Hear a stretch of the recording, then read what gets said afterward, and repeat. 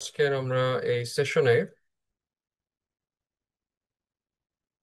AMC journey নিয়ে কথা বলবো এবং এএমসি পার্ট ওয়ানের যে প্রিপারেশন গাইডলাইন্স এটা নিয়ে আমরা আলোচনা করব।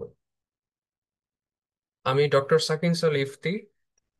আমি 2022 সালে বরিশালের শেরেবাংলা মেডিকেল কলেজ থেকে এমবিবিএস পাশ করেছিলাম। এর আগে আমি ইউএসএমএল স্টেপ ওয়ান ফাইনাল ইয়ারে দিয়েছিলাম এবং ইন্টার্নশিপে থাকা অবস্থায় ইউএসএমএল স্টেপ টু সি কে, এবং এটা ছিল 2023 সালে। তারপরে আমি ওই একই বছরে ওইটি ক্লিয়ার করেছিলাম। তারপরে আমি সিদ্ধান্ত নিই এএমসি তে সুইচ করার বিভিন্ন কারণে। তো এরপর আমি এএমসি পার্ট ওয়ান দিলাম 2024 সালে মে এপ্রিল মাসে, এবং ওটার রেজাল্টটা আসে হলো আর কি পরের মাসে। তো এরপরে আমি জুলাই মাসে, গত বছরের জুলাই মাসের যে এফসিবিএস পার্ট ওয়ান কার্ডিওলজি, ওখানে আর কি ওটা ক্লিয়ার করার পরে এখন আমি এফসিবিএস পার্ট টু ট্রেনিং হিসেবে কর্মরত আছি।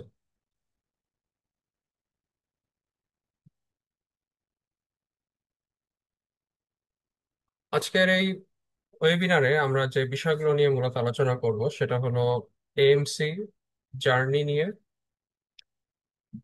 এখানে আমরা এএমসি পার্ট ওয়ানের এক্সাম রেজিস্ট্রেশন থেকে শুরু করে কিভাবে অস্ট্রেলিয়াতে একজন ডক্টর বা একজন স্পেশালি একজন আইএমজি প্র্যাকটিস করতে পারেন সেটা নিয়ে আলোচনা করব। আমাদের মূল বিষয়বস্তু হবে এএমসি পার্ট ওয়ান নিয়ে বেশি আলোচনা করা। তো এএমসি পার্ট ওয়ানের স্ট্রাকচার, এক্সামের ফরম্যাট, কিভাবে কি টাইপের কোশ্চেন এসে থাকে, তারপরে এটার প্রিপারেশন স্ট্র্যাটেজিস। আর আগামী নভেম্বর মাস থেকে এএমসি পার্ট ওয়ানের একটা কম্প্রিহেন্সিভ প্রিপারেশন কোর্স আমি শুরু করতে যাচ্ছি, যেটা হবে আমার থার্ড ব্যাচ ইনশাল্লাহ। তো ওইটার ব্যাপারে একদম লাস্টের দিকে আমরা কথা বলবো। শুরুতে এএমসির যে টোটাল জার্নিটা এটা একদম সংক্ষেপে আলোচনা করব, যদিও এটার প্রত্যেকটা স্টেপ বাই স্টেপ অনেক ধরনের বাধা হয়তো আমাদের পার হতে হবে, তবে একদম যদি আমরা হেডলাইন্স গুলো দেখি যে এই জার্নিতে কি কি মানে আমাদের ফেস করতে হবে, তার আগে আমাদের সবার প্রথমে জানতে হবে যে অস্ট্রেলিয়াতে ডক্টর হিসেবে প্র্যাকটিস করার জন্য আমাদের কি কি পাথওয়ে রয়েছে। তিনটা পাথওয়ে রয়েছে অ্যাকচুয়ালি। অনেক সময় আরেকটা এক্সট্রা পাথওয়ে বলা হয়, তবে মূলত আমাদের আইএমজি দের জন্য এই তিনটা পাথওয়ে আর কি পপুলার। একটা হলো স্ট্যান্ডার্ড পাথওয়ে, যেটাকে আমরা বলি এএমসি স্ট্যান্ডার্ড পাথওয়ে, যেখানে আমরা AMC part one and part two, অথবা এটার একটা অল্টারনেটিভ আছে ডাব্লিউ বিএ, এইটা ক্লিয়ার করার মাধ্যমে ওদের বোর্ডের সাথে রেজিস্ট্রেশন পাওয়ার যোগ্যতা আর কি অর্জন করতে পারি বা এলিজিবল হতে পারি। আরেকটা আছে হলো কম্পিটেন্ট অথরিটি পাথওয়ে। এই পাথওয়েতে পাঁচটা দেশের যারা আর কি ট্রেনিং করে আসছেন, এগুলো আমরা দেখব: UK, USA, Canada, New Zealand, Ireland, এই সমস্ত দেশগুলোতে যারা 1 বছর বা কোনোটার ক্ষেত্রে 2 বছর ট্রেনিং করেছে, তাদের লাইসেন্সিং এক্সামিনেশন ক্লিয়ার করে তারা ডাইরেক্টলি তাদের দেশে অর্থাৎ অস্ট্রেলিয়াতে জবের জন্য অ্যাপ্লাই করতে পারবে, এবং যদি জব অফার পায় তখন তারা তাদের দেশের বোর্ডের সাথে রেজিস্ট্রেশনের জন্য অ্যাপ্লাই করতে পারবে। আর আরেকটা পাথওয়ে আছে হলো স্পেশালিস্ট পাথওয়ে, যেখানে যারা একজন কোনো একটা পোস্ট গ্রাজুয়েশন ডিগ্রি, সাধারণত এফসিপিএস বা এমডি বা এমএস মানে রেসিডেন্সি ট্রেনিং, এইটা শেষ করার পরে কয়েক বছরের ওই সেম স্পেশালিটিতে এক্সপিরিয়েন্স গ্যাদার করে তারা এই স্পেশালিস্ট পাথওয়ের মাধ্যমে ওখানে অ্যাপ্লাই করতে পারবে, এবং এখানে একটা অ্যাসেসমেন্ট হবে স্পেশালিস্ট পাথওয়েতে, এবং এটার জন্য কিন্তু একটা ভালো রকমের একটা ফি তাদের পে করতে হয়, এবং তারপরে তারা যদি আর কি এলিজিবল হয় তখন তারা ওইটার ভিত্তিতে অ্যাপ্লাই করতে পারবে। তো এটা নিয়ে আমরা পরে কথা বলবো। মূলত আমাদের মেইন আকর্ষণ হলো স্ট্যান্ডার্ড পাথওয়ের মাধ্যমে মানে অস্ট্রেলিয়াতে আর কি যাও, যেখানে আমরা এএমসি পার্ট ওয়ান এবং পার্ট টু ক্লিয়ার করে থাকি।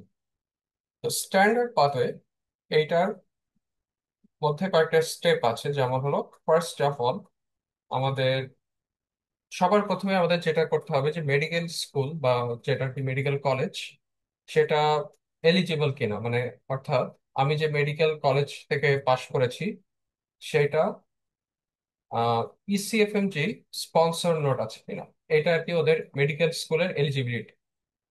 যদি আমরা এটা কোথা থেকে দেখতে পারি, আমরা এটা দেখতে পারবো ডাব্লিউএইচওর একটা আছে world directory of medical schools. তো ওইখানে যখন আমরা দেখবো যে আমাদের ওখানে গিয়ে আমাদের মেডিকেল কলেজের নামটা সার্চ দিব, অথবা ওখানে বাংলাদেশ লিখে সার্চ দিলে সমস্ত বাংলাদেশের যে মেডিকেল কলেজগুলো আছে সেটার নাম ওখানে চলে আসে। ওখানে পরে আমার যে মেডিকেল কলেজ সেটাতে ক্লিক করার পরে ওখানে আমরা স্পন্সর নোট ওই ট্যাবে ক্লিক করব। ওখানে যদি দেখি যে ইসিএফএমজি স্পন্সর নোট থাকে বা স্পন্সরশিপ থাকে, তাহলে আমাদের মেডিকেল কলেজটা এলিজিবল। দ্যাট মিনস ওই মেডিকেল কলেজ থেকে যারা আর কি পাশ করেছে বা গ্রাজুয়েট হয়েছে তারা সবাই অ্যাপ্লাই করতে পারবে।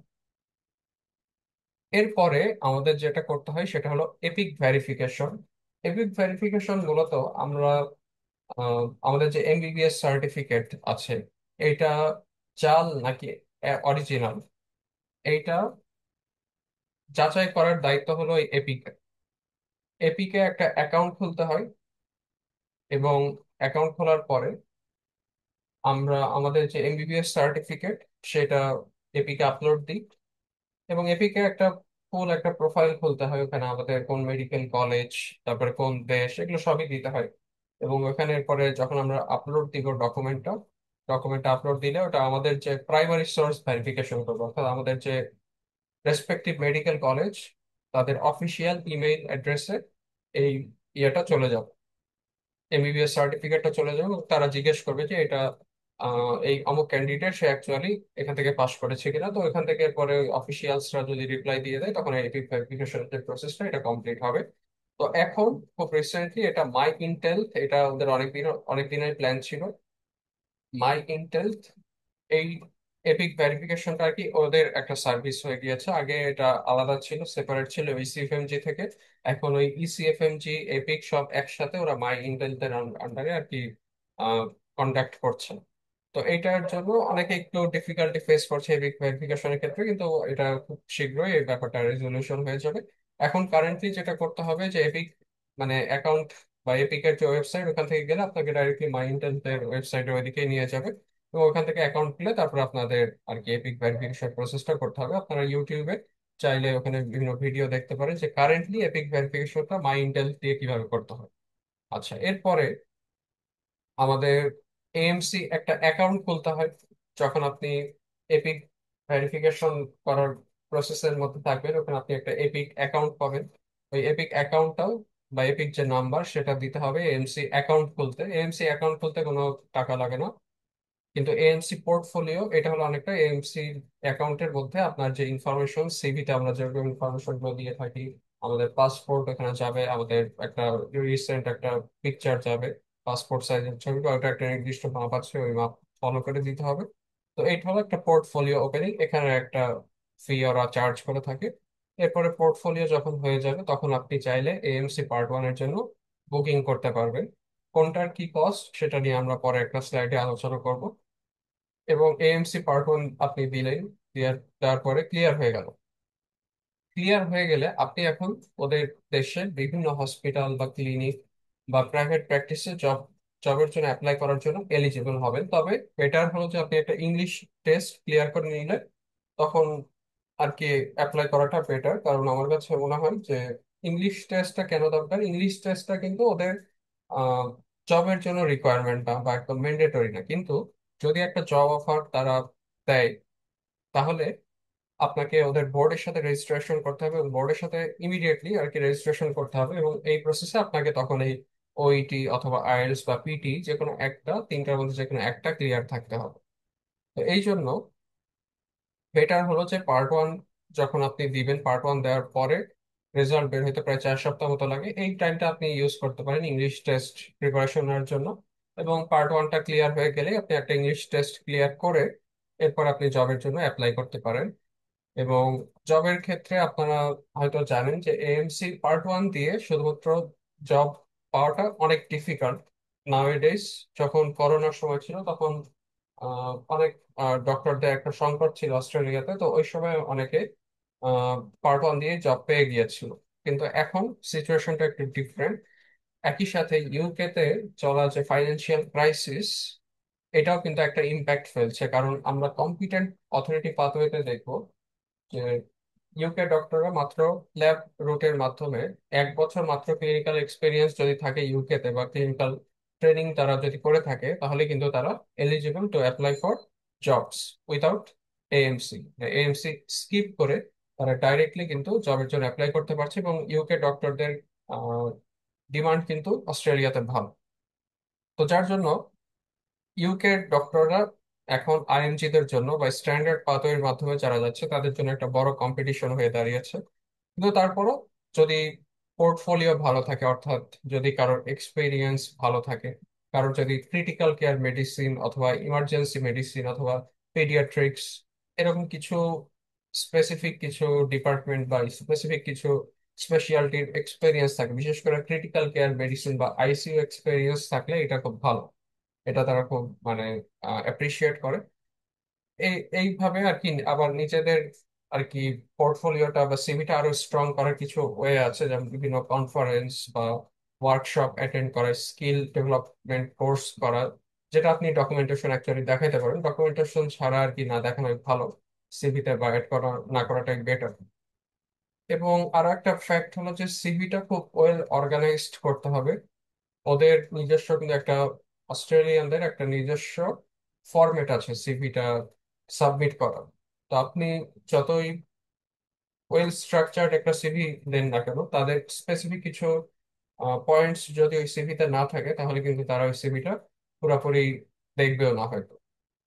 যেমন তারা ইউজুয়ালি তাদের সিভিতে যেটা চাই, একদম ইনিশিয়ালি আপনার নাম, সাথে আপনার ডেজিগনেশন, যেমন আপনি এমবিবিএস এফসিবিএস পার্ট 2 ট্রেনিং বা এফসিবিএস হয়তো কমপ্লিট হয়ে গিয়েছে, এভাবে লিখলেন। তারপরে আপনার ফোন নাম্বার, অ্যাড্রেস, ইমেইল। ইমেইলটা ভেরি মাচ ইম্পর্টেন্ট, কারণ মোস্ট অফ দ্য কন্ট্যাক্ট মানে যে মেসেজিং বা মানে ইনফরমেশন এক্সচেঞ্জ, এটা আর কি ইমেইল বা জিমেইলের মাধ্যমে হয়ে থাকে। এরপরে আপনাকে একটা প্রফেশনাল সামারি দিতে হবে। আপনার প্রফেশনাল সামারি বা প্রফেশনাল স্টেটমেন্ট, পার্সোনাল স্টেটমেন্ট, বিভিন্ন নামে এটা পরিচিত, কিন্তু এই প্রফেশনাল স্টেটমেন্ট এইটার উদ্দেশ্যটা হলো আপনার যে total medical career, specially clinical career, এইটার একটা সামারাইজেশন ওখানে করতে হবে। এবং ওইটা যদি তাদের পছন্দ হয়, ওখানে আপনাকে অল্প মাত্র হয়তো 6-7 লাইনের মধ্যে লিখতে হবে। কিন্তু ওই কথাগুলো যদি তাদের পছন্দ হয়, তাহলে কিন্তু তারা আরো আপনার সিভিটা পুরোপুরি দেখার জন্য আগ্রহ পাবে। তো প্রফেশনাল সামারিটা যেন খুব মানে সময় নিয়ে ধীরে সুস্থে আর কি লেখা উচিত। এরপরে সাধারণত আপনার যে এডুকেশন বা কি কি এক্সামিনেশন আপনি ক্লিয়ার করেছেন, ইনক্লুডিং এমবিবিএস এবং আদার কি কি, সেটা ইনক্লুড করতে পারেন। তারপর আপনার রেজিস্ট্রেশন হিস্ট্রি, যেখানে আপনার বিএমডিসি রেজিস্ট্রেশন, এটা তো অবশ্যই আছে, রেজিস্ট্রেশন নাম্বারটা সেখানে দিতে পারেন। এবং পার্ট 1 এলিজিবল, মানে পার্ট 1 ক্লিয়ার হয়ে গেলে আপনি এখানে লিখতে পারেন যে eligible for limited registration under Afra, যেটা আর কি ওদের মেডিকেল বোর্ড। এরপরে আপনি আপনার যেটা আর কি ওয়ার্ক এক্সপেরিয়েন্স, সেটা দিবেন। ওয়ার্ক এক্সপেরিয়েন্সের মধ্যে আহ, সাধারণত যেটা আর কি মোস্ট রিসেন্ট সেটা আগে যাবে, তারপরে সিকোয়েন্সিয়ালি আমরা ইন্টার্নশিপ পর্যন্ত দিব যতগুলো আছে, এবং প্রত্যেকটারই একটু হালকা ডিসক্রিপশন দিতে হবে। এরপরে সাধারণত আমরা আমাদের কোনো অ্যাচিভমেন্টস থাকলে, স্পেসিফিক কোনো অ্যাচিভমেন্টস থাকলে সেটা আমরা দিতে পারি। তারপর আমাদের ক্লিনিক্যাল বা প্রসিডিউরাল স্কিলস দেওয়া যায়। তারপর আমাদের কন্টিনিউইং প্রফেশনাল ডেভেলপমেন্ট, সিপিডি, এইটা আর কি সাধারণত ওরা দিতে বলে। সিপিডির আন্ডারে যাবে কি কি, যেগুলো আর কি আপনার বিভিন্ন কোনো কনফারেন্স অ্যাটেন্ড করেছেন, অথবা কোনো একটা ওয়ার্কশপে পার্টিসিপেট করেছেন, কোনো কোর্স করেছেন, অথবা আপনি হয়তো কোনো জার্নাল আর কি গোথ্রো করেন রেগুলার বেসিসে, অথবা আপনার হয়তো আপনি যে প্রতিষ্ঠানের হয়ে এখন কাজ করছেন সেখানে রেগুলার সিএমই প্রোগ্রামস হয়। তো এইগুলো আর কি আপনার এই সিপিডি অ্যাক্টিভিটিস এর মধ্যে যায়। অস্ট্রেলিয়ান কিছু ওয়েবসাইট আছে যারা হয় পেইড অথবা ফ্রিতে তারা ওই সিপিডি অ্যাক্টিভিটিস বা সিপিডি পয়েন্টস দেয়। অর্থাৎ ওদের ওয়েবসাইটে লগ ইন করে তাদের বিভিন্ন আর্টিকেলস বা জার্নালস ওগুলো পড়লে আপনাকে ওরা সিপিডি পয়েন্ট দিবে, তো আপনারা ওইটার মাধ্যমেও করতে পারবেন। কিছু এরকম আছে, এটার নাম আর কি আমরা পরে জানবো। আচ্ছা, এরপরে আপনি চাইলে কিছু এক্সট্রা কারিকুলার অ্যাক্টিভিটিস দিতে পারেন, যে আউটসাইড ক্লিনিক্যাল এক্সপিরিয়েন্স বা এগুলো যেগুলো বললাম, এর বাইরে আরো কিছু মানে ঘটনা আপনি শেয়ার করতে পারেন। যেমন অনেকে কোভিড এর টাইমে মেডিকেল স্টুডেন্ট থাকা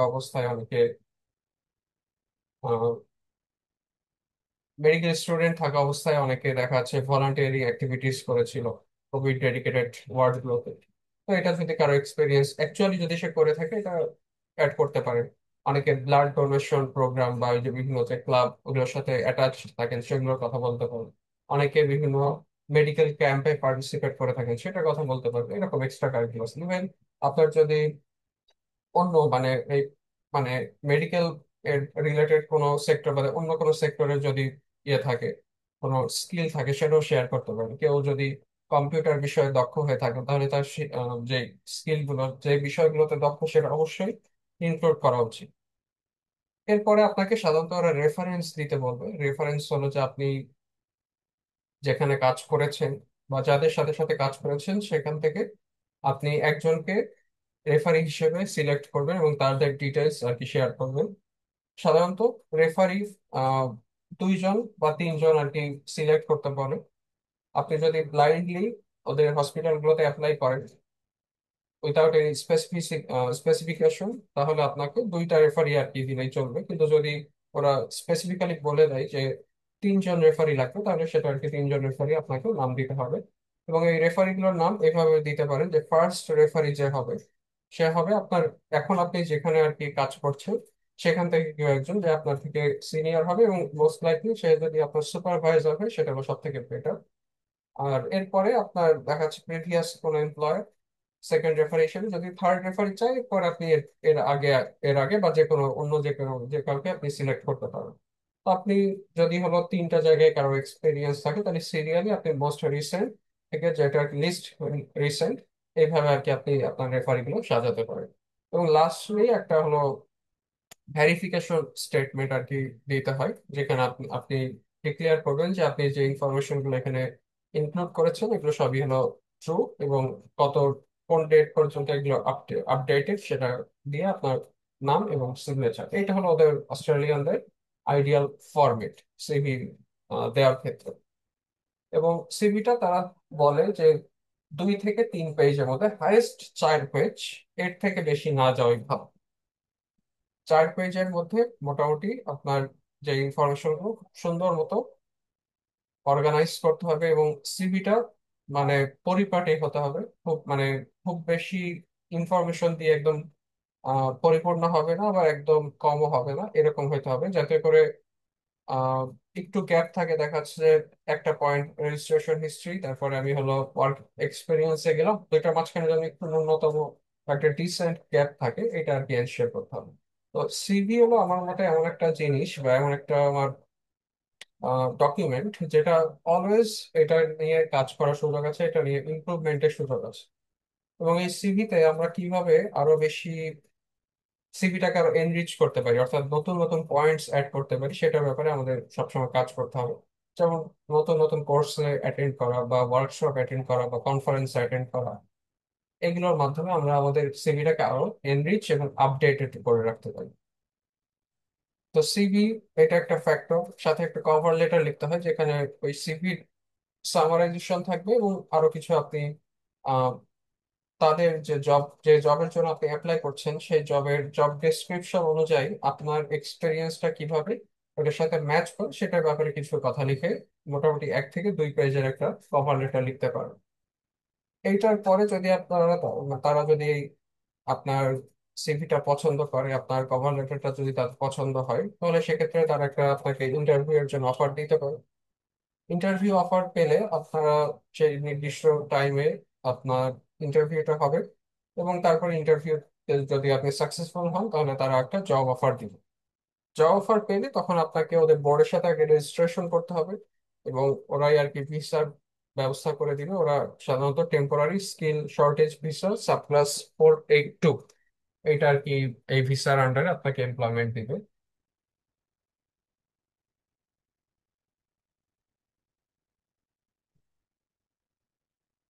আচ্ছা,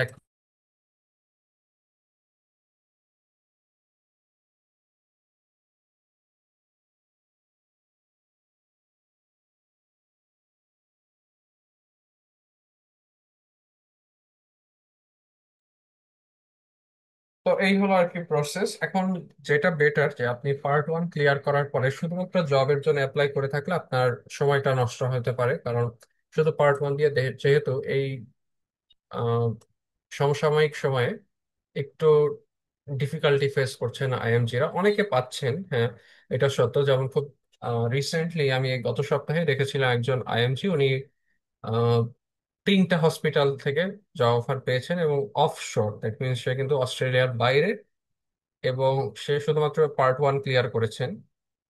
কিন্তু তার ক্ষেত্রে যেটা আমি দেখলাম যে ওনার আহ, বর্তমানে উনি আছেন রাশিয়াতে, আর ওনার এমবিবিএস এটা ছিল মালয়েশিয়া থেকে।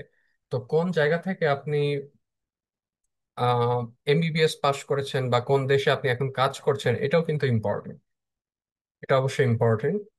তো তারপরও যদি আমরা একদম ডেডিকেটেড থাকি আমাদের যে টার্গেটে, এক সময় না এক সময় আমরাও সবাই আর কি অস্ট্রেলিয়াতে যেতে পারবো ইনশাআল্লাহ।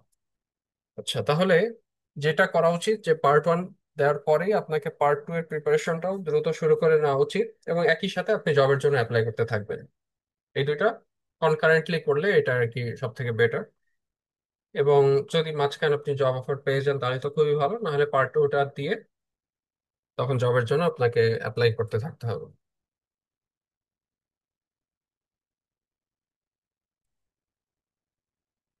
আচ্ছা, অস্ট্রেলিয়াতে ট্রেনিং এর ডিউরেশন বা ওখানে একজন ডক্টর যাওয়ার পরে কিভাবে সে পোস্ট গ্রাজুয়েশন ডিগ্রিতে এন্টার করবে সেটার ব্যাপারে একটু কথা বলবো। ওদের দেশে 1 বছর ইন্টার্নশিপ আর কি সাধারণত ওদের যারা গ্রাজুয়েটরা তারা করে থাকে। আইএমজিরা সাধারণত ইন্টার্নশিপ এখান থেকেই করে তারপরে ওখানে যায়, তো ইন্টার্নশিপটা তখন আর ম্যান্ডেটরি হয় না।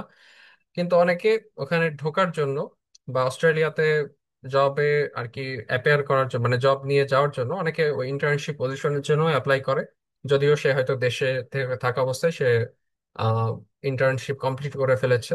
এরপরে সে অ্যাজ ইউজুয়াল যে ইন্টার্নশিপটা কমপ্লিট করে ওখানে মেডিকেল অফিসার হিসেবে জব করতে থাকে। আমরা সাধারণত ম্যাক্সিমামই মেডিকেল অফিসার পোস্ট বা একদম জুনিয়র মেডিকেল অফিসার, কোনো জায়গায় সেটাকে বলে রেসিডেন্ট মেডিকেল অফিসার বা জুনিয়র হাউস অফিসার, একই কথা। এটা হলো পোস্ট গ্রাজুয়েশন ইয়ার টু বলে ওদের এখানে। যেটা হলো ইন্টার্নশিপ, যেটা ওটাকে বলা হয় PGY1। আর এরপরে সাবসিকুয়েন্টলি এক এক বছর যেটা PGY2, PGY3, PGY4, আমরা সাধারণত PGY2 বা PGY3 এই লেভেলের জবগুলোতে অ্যাপ্লাই করে থাকি, কারণ ওদের পোস্টের সংখ্যাটা একটু বেশি। তো ওখানে যদি আপনি সাকসেসফুলি ওখানে জব পান তাহলে ওখানে 2-3 বছর ওখানে জব করা লাগে ওই পোস্টে। তারপরে আপনার ইন দা মিন হোয়াইল আপনার যদি পার্ট টু ক্লিয়ার হয়ে যায় এবং 1 বছর যদি আপনি অস্ট্রেলিয়াতে জব করে থাকেন মেডিকেল অফিসার হিসেবে, তখন তখন আপনি জেনারেল রেজিস্ট্রেশনের জন্য অ্যাপ্লাই করতে পারবেন ওদের যে বোর্ড সেটার সাথে। এবং যখন আপনার জেনারেল রেজিস্ট্রেশন হয়ে যাবে তখন আপনি ওই যে ওদের ট্রেনিং সেটাতে ঢুকতে পারবেন। এখন ওই ট্রেনিং পজিশনগুলো খুবই কম্পিটিটিভ, কিন্তু যদি আপনি ওখানেও ডেডিকেশন শো করেন তাহলে সেখানেও এন্টার করা সম্ভব। এখন ওদের ট্রেনিং স্ট্রাকচারটার সাথে দেখেন আমাদেরটা যদি কম্প্যারিজন করি তাহলে আমাদের যেমন FCBS বলেন বা এমডি কোর্স গুলো বলেন, সেখানে কিন্তু একটা কোর ট্রেনিং ফেজ থাকে বা একটা স্পেশালিস্ট স্পেশালিটি ট্রেনিং থাকে। যেমন যেমন আমি হলো FCBS কার্ডিওলজি আমার পার্ট ওয়ান ক্লিয়ার করেছিলাম, তাহলে আমার প্রথম 2 বছর হলো মেডিসিনে করতে হবে, ইন্টারনাল মেডিসিনে। তারপরে 3 বছর হলো আমাকে কার্ডিওলজিতে করতে হবে। তো ওদের ওখানে অনেকটা সিমিলার। ওদের ওখানে প্রথম 1 থেকে 2 বছর এটা ডিপেন্ড করবে যে কোন স্পেশালিটির জন্য সে ট্রেনিং শুরু করছে। তো সাধারণত 2 বছর, 2 বছরের বেসিক ফিজিশিয়ান ট্রেনিং করতে হবে মেডিসিনে, যদি মেডিসিনের স্পেশালিটি হয় কোনোটা।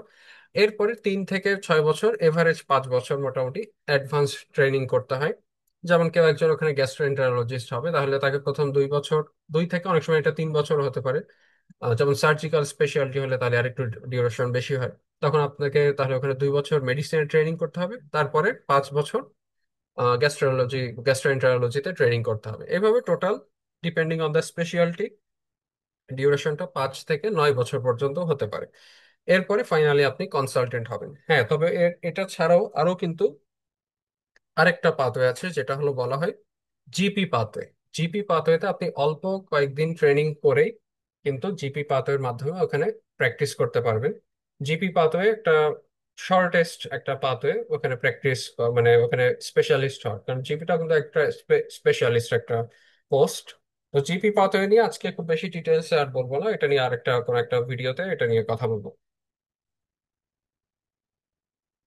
আচ্ছা, এখন এএমসি পরীক্ষার কস্ট গুলো, এটাও ইম্পর্টেন্ট একটা টপিক আমাদের জন্য, যেহেতু আমাদের এইটার মানে চিন্তা করে তারপরে আর কি বাজেট ফিক্স করতে হয়। এখন ফার্স্টে আপনাকে এপিক অ্যাকাউন্ট খুলতে হয়, ওখানে $130 মতো খরচ হতো আগে, এখনকারটা একটু আমাদের আপডেটেড হয়ে নিতে হবে। আর এপিক ভেরিফিকেশন অফ ক্রিডেন্সিয়ালস, আপনার প্রত্যেকটা ক্রিডেন্সিয়ালের জন্য আপনাকে $100 করে খরচ করতে হবে। অর্থাৎ কারোর যদি শুধু এমবিবিএস ডিগ্রিটা থাকে তাহলে তাকে এমবিবিএস সার্টিফিকেট ওটা ভেরিফাই করার জন্য $100 খরচ করতে হবে। কারোর হয়তো এফসিপিএস ট্রেনিং ওটা কমপ্লিটেড থাকতে পারে, বা এমডি কমপ্লিট থাকতে পারে, তাহলে তার ক্ষেত্রে ওইটা ভেরিফাই করার জন্য অ্যাডিশনাল আরো $100 লাগবে। আচ্ছা, US ডলার। এরপরে এএমসি পোর্টফোলিওর জন্য আপনাকে অ্যারাউন্ড 642, এখানে লেখা কিন্তু ওটা সারচার্জ সহ 648.5 অ্যাকচুয়ালি অস্ট্রেলিয়ান ডলার খরচ হবে। তারপরে এএমসি পার্ট ওয়ান এর জন্য আপনার আগে ফিটা আরো বেশি ছিল, এখন আর কি 2,920 Australian dollar. AMC part two আগে অনলাইনে হতো, এখনো অনলাইন আছে কিন্তু খুবই লিমিটেড। যারা অস্ট্রেলিয়াতে পার্ট ওয়ান দিয়ে একদম রিমোট, রুরাল বা রিমোট এরিয়াতে জব করছেন, তাদের জন্য খুব সীমিত পরিসরে অনলাইন সার্ভিসটা এখনো চালু রেখেছে তারা। এবং অনলাইনের যে ফি সেটা হলো 3,400 অস্ট্রেলিয়ান ডলার। বলে রাখা ভালো, পার্ট টু এর ফিও কিন্তু আগে আরো বেশি ছিল, অলমোস্ট 4,000-এর আশেপাশে ছিল, কিন্তু ওটা কিন্তু তারা রিসেন্টলি আরো কমিয়েছে। আর ইন পার্সন বা যেটা অস্ট্রেলিয়ার মেলবোর্নে গিয়ে দিতে হয় সেটা আর কি $3,000 অস্ট্রেলিয়ান ডলার। আর পার্ট টু এর একটা অল্টারনেটিভ আছে, সেটা হলো WBA বা ওয়ার্ক প্লেস বেসড অ্যাসেসমেন্ট। এটার ফি অনেক কম, 1,070 ওইটার সাথে তুলনা করলে। এবং এটা আপনি তখনই দিতে পারবেন যদি আপনি পার্ট ওয়ান ক্লিয়ার করার পরে ওখানে অস্ট্রেলিয়াতে জব পেলেন এবং সেখানে এমন কোন একটা হসপিটালে আপনি জব করছেন যেখানে আর কি এই ডাব্লিউবিএ প্রোগ্রামটা আছে, তখন আপনি ওইখানে ওই ডাব্লিউবিএ প্রোগ্রামের জয়েন করতে পারবেন এবং ওইখান থেকে এই অ্যাসেসমেন্টটা দিতে পারেন। তার মাধ্যমে আপনি এএমসি পার্ট টুটাকে স্কিপ করতে পারবেন, এটা যদি ক্লিয়ার। এবং এটাতে পাস রেট অলমোস্ট 99%, দেখা যাচ্ছে যে একজন বা দুইজন ছাড়া সবাই পাস করে দেয়। কিন্তু এটা একটা সমস্যা হলো যে ওয়েটিং টাইমটা বেশি, কারণ ওখানে ওই সমস্ত হসপিটাল যেগুলোতে ডাব্লিউবিএ প্রোগ্রাম রান করে তারা ডিমান্ড বেশি, ডিমান্ডেবল স্বাভাবিকভাবে, এবং হাই ডিমান্ডের জন্য ওইখানে আপনি হসপিটালে, ওই সমস্ত হসপিটালে সাপোজ জব করলেন, কিন্তু আপনাকে বেশ কিছু মাস ওয়েট করতে হবে, 6 মাস থেকে 1 বছর পর্যন্ত ওয়েট করা লাগতে পারে। তাহলে এই কস্ট গুলো আমরা যদি বাংলাদেশি টাকায় কনভার্ট করি, তাহলে একটা রাফ আমরা একটা এস্টিমেশন পাবো যে বাংলাদেশি টাকায় কিরকম আমাদের খরচ হতে পারে। যেমন এটার হিসাবটা আমরা করব মোটামুটি US ডলার, যদি আমরা 122 ধরি, 122 টাকা, যদিও এটা ভ্যারি করতে পারে। আর অস্ট্রেলিয়ান ডলার যদি 80 টাকার আশেপাশে ধরি, তাহলে এপিক অ্যাকাউন্টে $130, অ্যারাউন্ড 15,000 প্লাস, মানে 16,000-এর কাছাকাছি। আর $100 পার ক্রেডেন্সিয়াল ভেরিফিকেশনে এখানে আপনার দরকার হবে প্রায় 12,000 প্লাস। এএমসি পোর্টফোলিওতে অ্যারাউন্ড 51,000, 52,000 ধরতে পারেন। পার্ট ওয়ানে 2,33,600 এরকম আসবে। তারপরে পার্ট টুতে যদি আপনি অফলাইনে যান তাহলে 2,40,000, আর অনলাইনের ক্ষেত্রে 2,72,000 মতো।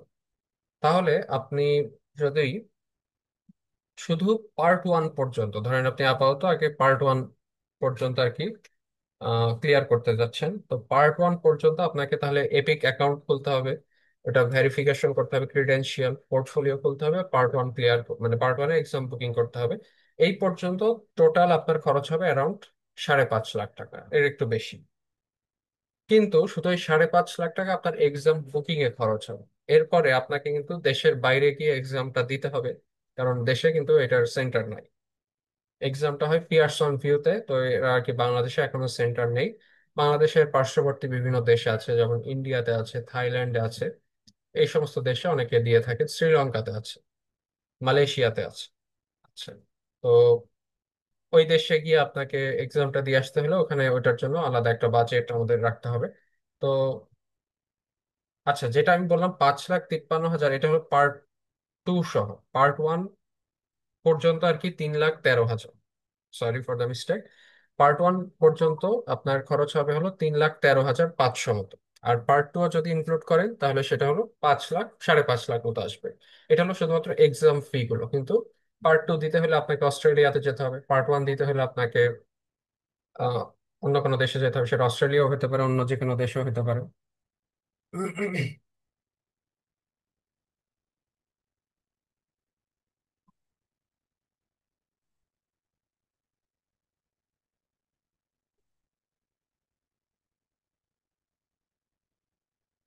কিন্তু আমাদের আহ, এটা আপাত দৃষ্টিতে মনে হতে পারে যে এটা একটু ওভারওয়েলমিং, কারণ বিদেশে গিয়ে আপনার ফ্লাইটের এক্সপেন্স, ওখানে থাকা খাওয়ার এক্সপেন্স, সেটা হয়তো বেশি মনে হতে পারে। আবার একবারেই পাশ করা এটাও একটা ডিফিকাল্ট ব্যাপার অনেকের জন্য, বিশেষ করে পার্ট টু তে পাস রেট কিন্তু অনেক লো এখন পর্যন্ত, মাত্র 20 থেকে 24%-এর মধ্যে। এক এক বছর একটু ভ্যারি করে। পার্ট ওয়ানের ক্ষেত্রে এটা আরো আগে 5-6 বছর আগে আরেকটু বেশি ছিল, প্রায় 60%-এর আশেপাশে ছিল। কিন্তু এখন এটা কমে 50%-এ নেমে আসছে, এবং এটা কারণ হলো যে ওরা যে কোশ্চেনের ডিফিকাল্টি লেভেল আস্তে আস্তে বাড়াচ্ছে। তো এই জন্য পাস রেটটা আগের থেকে আরো বরং কমছে, বাড়ার থেকে কমছে। কিন্তু আপনি যদি লং টার্মে চিন্তা করেন, ওদের একটু পরে আমরা যখন ওদের স্যালারি, বেসিক স্যালারি গুলো দেখবো, তখন আমরা বুঝতে পারবো যে যদিও এই এক্সামের ক্ষেত্রে আপনার ভালোই খরচ হচ্ছে, আপনার জন্য একটা হেক্টিক বা আপনার জন্য এটা একটু কষ্টদায়ক হতে পারে এক্সামের এক্সপেন্সটা বহন করা ওভারঅল, এত দেশে ভিসা সবকিছু মিলাই এটা বেশ হেক্টিক হতে পারে। কিন্তু ওখানে যদি আপনি একবার জব পেতে পারেন, তাহলে কিন্তু আপনার, যদি ওখানে অ্যাডিকুয়েটলি আপনি মানে আপনার ওয়ার্ক লাইফ মানে যেটা কি বাজেটিং ঠিক মতো করতে পারেন ওখানে যাওয়ার পরে, তাহলে ওই টাকাটা আপনি কিন্তু খুব সহজেই আহ ওটা রিকভার করতে পারবেন। এই জন্য আর কি আপনাকে, যদি আর কি আপনি একদম ডিটারমাইন্ড হন যে আপনি এমসি রুটেই আর কি অগ্রসর হবেন, তাহলে আমাদেরকে এই বাজেটের প্ল্যানিংটাও অ্যাডিকুয়েটলি করতে হবে। আচ্ছা, এরপরে আমরা ওখানকার ওয়ার্ক লাইফ ব্যালেন্স নিয়ে একটু কথা বলবো। ওখানে সাধারণত অস্ট্রেলিয়ানরা খুব বেশি কাজ করা পছন্দ করে না। তারা উইকলি 5 ডেজ আর কি জব করে থাকে, টিপিক্যালি 8 আওয়ার্স পার উইক। তো সেই হিসেবে অ্যারাউন্ড 40 ঘন্টা হচ্ছে পার উইক। এবং তারা যদি ওভারটাইম করা খুব পছন্দ করে এবং সেটার জন্য কম্পেনসেশন দিতেও তারা ভুল করে না। এবং কম্পেনসেশনটা ডিপেন্ড করবে যে আপনি যদি এটা নর্মাল ডেতে বা ওয়ার্কিং ডেতে যদি এক্সট্রা আওয়ার্স করেন, তাহলে কম্পেনসেশনের রেটটা একরকম। আবার যদি আপনি একটা গভর্নমেন্ট হলিডেতে, যেটা আর কি ওদের দেশের শনি রবি, এই সময় যদি আপনি ওভারটাইম করেন, তাহলে সেটা কম্পেনসেশনটা আরেকটু বেশি হবে আপনার ওই ওভারটাইমের জন্য। অলমোস্ট দেখা যাচ্ছে যে যদি রবিবার আপনি ডিউটি করেন, তাহলে আপনার বেসিক পে যদি কথার কথা যে পার আওয়ার $35 হয়, তাহলে ওই রবিবারে আপনি যে কয়েক ঘন্টা ডিউটি করবেন প্রতি আওয়ারে আপনাকে তার প্রায় দ্বিগুণ মতো আপনাকে কম্পেনসেশন দিতে পারে। অর্থাৎ 35 হলে আপনাকে $70, অস্ট্রেলিয়ান ডলার তারা দিবে। তো এই জন্য দেখা যায় যে কারোর যদি মানে পে পার অ্যানাম, সাধারণত আমরা হিসাব করে থাকি, কারোর যদি পার অ্যানাম অর্থাৎ যদি ইয়ারলি কারোর এভারেজ ধরেন 90 থেকে 95 হাজার অস্ট্রেলিয়ান ডলার হয়ে থাকে প্রতি বছরে। কিন্তু আপনি, কেউ যদি হলো এরকম ওভারটাইম করে, তো দেখা যাচ্ছে শনি রবি এই 2 দিনের মধ্যে একটা দিন ফুল টাইম করলো, অর্থাৎ প্রায় 7-8 ঘন্টা ডিউটি করছে, এইভাবে করলে ইজিলি এর সাথে আরো প্রায় 30-40 হাজার অস্ট্রেলিয়ান ডলার আপনি আরো এর সাথে অ্যাড করতে পারবেন। তো সেই ক্ষেত্রে আপনার অ্যারাউন্ড পার মান্থলি 10,000, কেউ চাইলে, কেউ যদি একটু ওভারটাইম করতে স্বাচ্ছন্দ্য বোধ করেন, কেউ চাইলে ওরকম 8 থেকে 10,000 Australian dollar per month income করতে পারবেন। তবে হ্যাঁ, এটার উপরে ওদের দেশের ট্যাক্স, ট্যাক্সও আর কি ভালোই, ট্যাক্স এক্সপেন্স আপনার ভালোই কাটবে। তারপরও যেটা থাকবে সেটা দিয়ে আপনার লিভিং এক্সপেন্স এবং আদার যে নেসেসিটিস সেটা ভালো মতোই চলে যাওয়ার কথা, এবং আপনি সেভিংসও করতে পারবেন সেখানে। এবং ওখানে আরেকটা ভালো দিক কি, আপনি 4 সপ্তাহের পেইড ভ্যাকেশন পাবেন পার অ্যানাম। এবং ওখানে আপনাকে কোনো টানা 24 ঘন্টার অন কল ডিউটি ওখানে নাই, ম্যান্ডেটরি না, যেটা আর কি আনলাইক ইউএস তে কিন্তু ওরকম মান্থলি বেসিসে রেসিডেন্টরা সাধারণত অ্যাটলিস্ট একটা ওরকম 24 ঘন্টা টানা অন কল ডিউটিতে থাকা লাগে তাদের রেসিডেন্সি ট্রেনিং থাকা অবস্থায়। এবং আমরা যদি ওদের বেসিক স্যালারি গুলো দেখি, ইন্টার্ন পজিশনে একটু স্বাভাবিকভাবেই তাদের পেমেন্টটা একটু কম হয়ে থাকে। এটা ডিপেন্ড করে কোন স্টেটে আপনি জব করছেন সেটার উপরে মোস্টলি, যে স্টেটে আপনার খরচ বেশি হবে সেখানে একটু পেমেন্টটা একটু বেশি দেয় যাতে করে এক্সপেন্সটা বেয়ার করতে পারে। তো অ্যারাউন্ড 60,000 থেকে 80,000 অস্ট্রেলিয়ান ডলার পার ইয়ার। তারপরে যে একজন PGY2 মেডিকেল অফিসার অর্থাৎ রেসিডেন্ট মেডিকেল অফিসার বা জুনিয়র মেডিকেল অফিসার এই পোস্টে যারা যাচ্ছেন তারা টিপিক্যালি 87,000 থেকে 1 লাখ অস্ট্রেলিয়ান ডলার পার ইয়ার ইনকাম করে থাকেন। এটাও স্টেট ওয়াইজ ভ্যারি করে, যেমন কুইন্সল্যান্ডের ক্ষেত্রে এটা অ্যারাউন্ড এভারেজ 90 to 92,000। আবার নর্দার্ন টেরিটরি আছে, ওখানে পেমেন্টটা আরেকটু বেশি তারা দিয়ে থাকে, ওরা 1 লাখ প্লাস সাধারণত PGY2 তেই দিয়ে থাকে। PGY4 হয়ে গেলে আরেকটু বেশি পায়, 1,20,000। এবং প্রত্যেক বছরে কিন্তু স্যালারিটা আরো ইনক্রিমেন্ট হতে থাকে অ্যারাউন্ড 5 to 10%, কারণ ওই ইনফ্লেশনের সাথে মিল রেখে ওরা আর কি ওদের স্যালারিটা ইনক্রিজ করে প্রত্যেক বছরে বছরে। আর রেজিস্ট্রার লেভেলের জব, যেটা অ্যাকচুয়ালি আমরা আমাদের যে কোর ট্রেনিং বলি বা ওদের দেশে যে অ্যাডভান্স ট্রেনিং, সেটা আর কি ওদের ওখানকার রেজিস্ট্রার পজিশন। তো এখানে around 130K to 150K per yearly income করে থাকে। এবং যখন একজন কনসালটেন্ট হয়ে যান, কনসালটেন্টরাও এদের ইনকামটা খুবই হাইলি ভ্যারিয়েবল, ডিপেন্ড করে কোন স্পেশালিটি, এটা কি সার্জিক্যাল নাকি মেডিসিন, তো এটার উপরে ভ্যারি করে। তো এটার মানে একটা ওয়াইড রেঞ্জ। এবং এখানে যেহেতু প্রাইভেট প্র্যাকটিস করার সুযোগ আছে, তো কেউ যদি একজন গভর্নমেন্ট একটা হসপিটালে জাস্ট কাজ করছে, আরেকজন প্রাইভেট প্র্যাকটিস একদম জমজমাট, তাহলে তাদের ইনকামের মধ্যে কিন্তু ডিফারেন্স থাকবে স্বাভাবিকভাবে। তো যেগুলো আর কি মানে কিছু স্পেশালিটি আপনারা জানেন, যেমন কার্ডিওলজি, নিউরোলজি বা কিছু সার্জিক্যাল স্পেশালিটি, অর্থোপেডিক্স, নিউরোসার্জারি, এই স্পেশালিটি যারা, তারা স্বাভাবিকভাবে অনেক বেশি ইনকাম করে থাকে। আবার কারো যদি প্রাইভেট প্র্যাকটিস থাকে, এখানে দেখেন যে 1 মিলিয়ন পর্যন্ত তারা ইনকাম করতে পারেন অস্ট্রেলিয়ান ডলারে।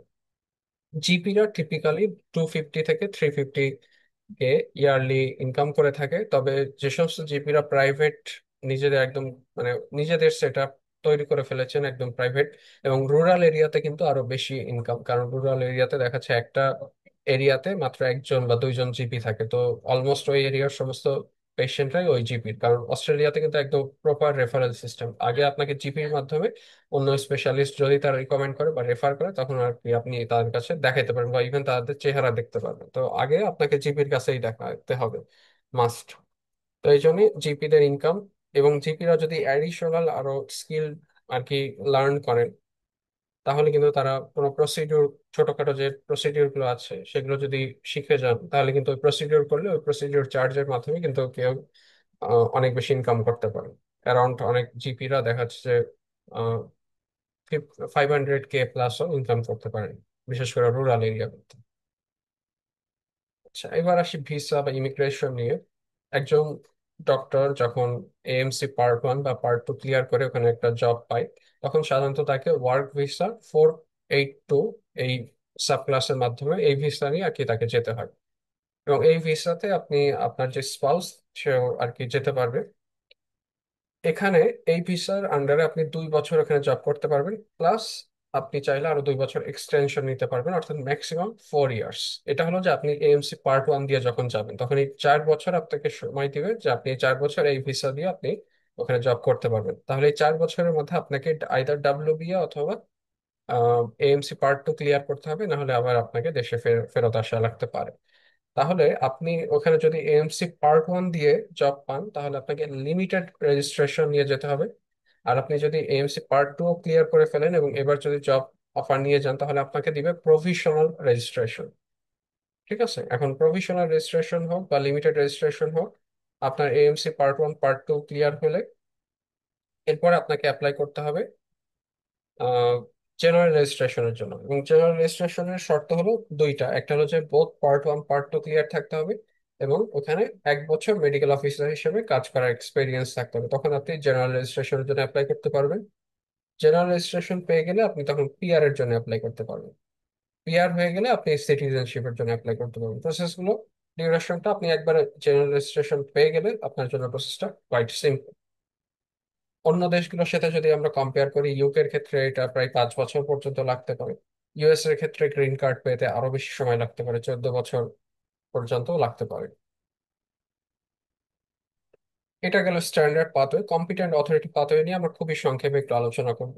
কম্পিটেন্ট অথরিটি পাথওয়েতে আপনারা যদি দেখেন, এখানে আমি বলেছিলাম যে 5টা দেশ আছে, ইউকে, নিউজিল্যান্ড, আয়ারল্যান্ড। এই দেশগুলোর ক্ষেত্রে যদি মিনিমাম 1 বছর supervised clinical training, non clinical training position না কিন্তু, ক্লিনিক্যাল ট্রেনিং পজিশনে যখন আর কি 1 বছর অ্যাটলিস্ট জব করবে, তখন সে ডাইরেক্টলি এএমসি বাদ দিয়ে সে ওখানে জবের জন্য অ্যাপ্লাই করতে পারবে কম্পিটেন্ট অথরিটি পাথওয়ের মাধ্যমে।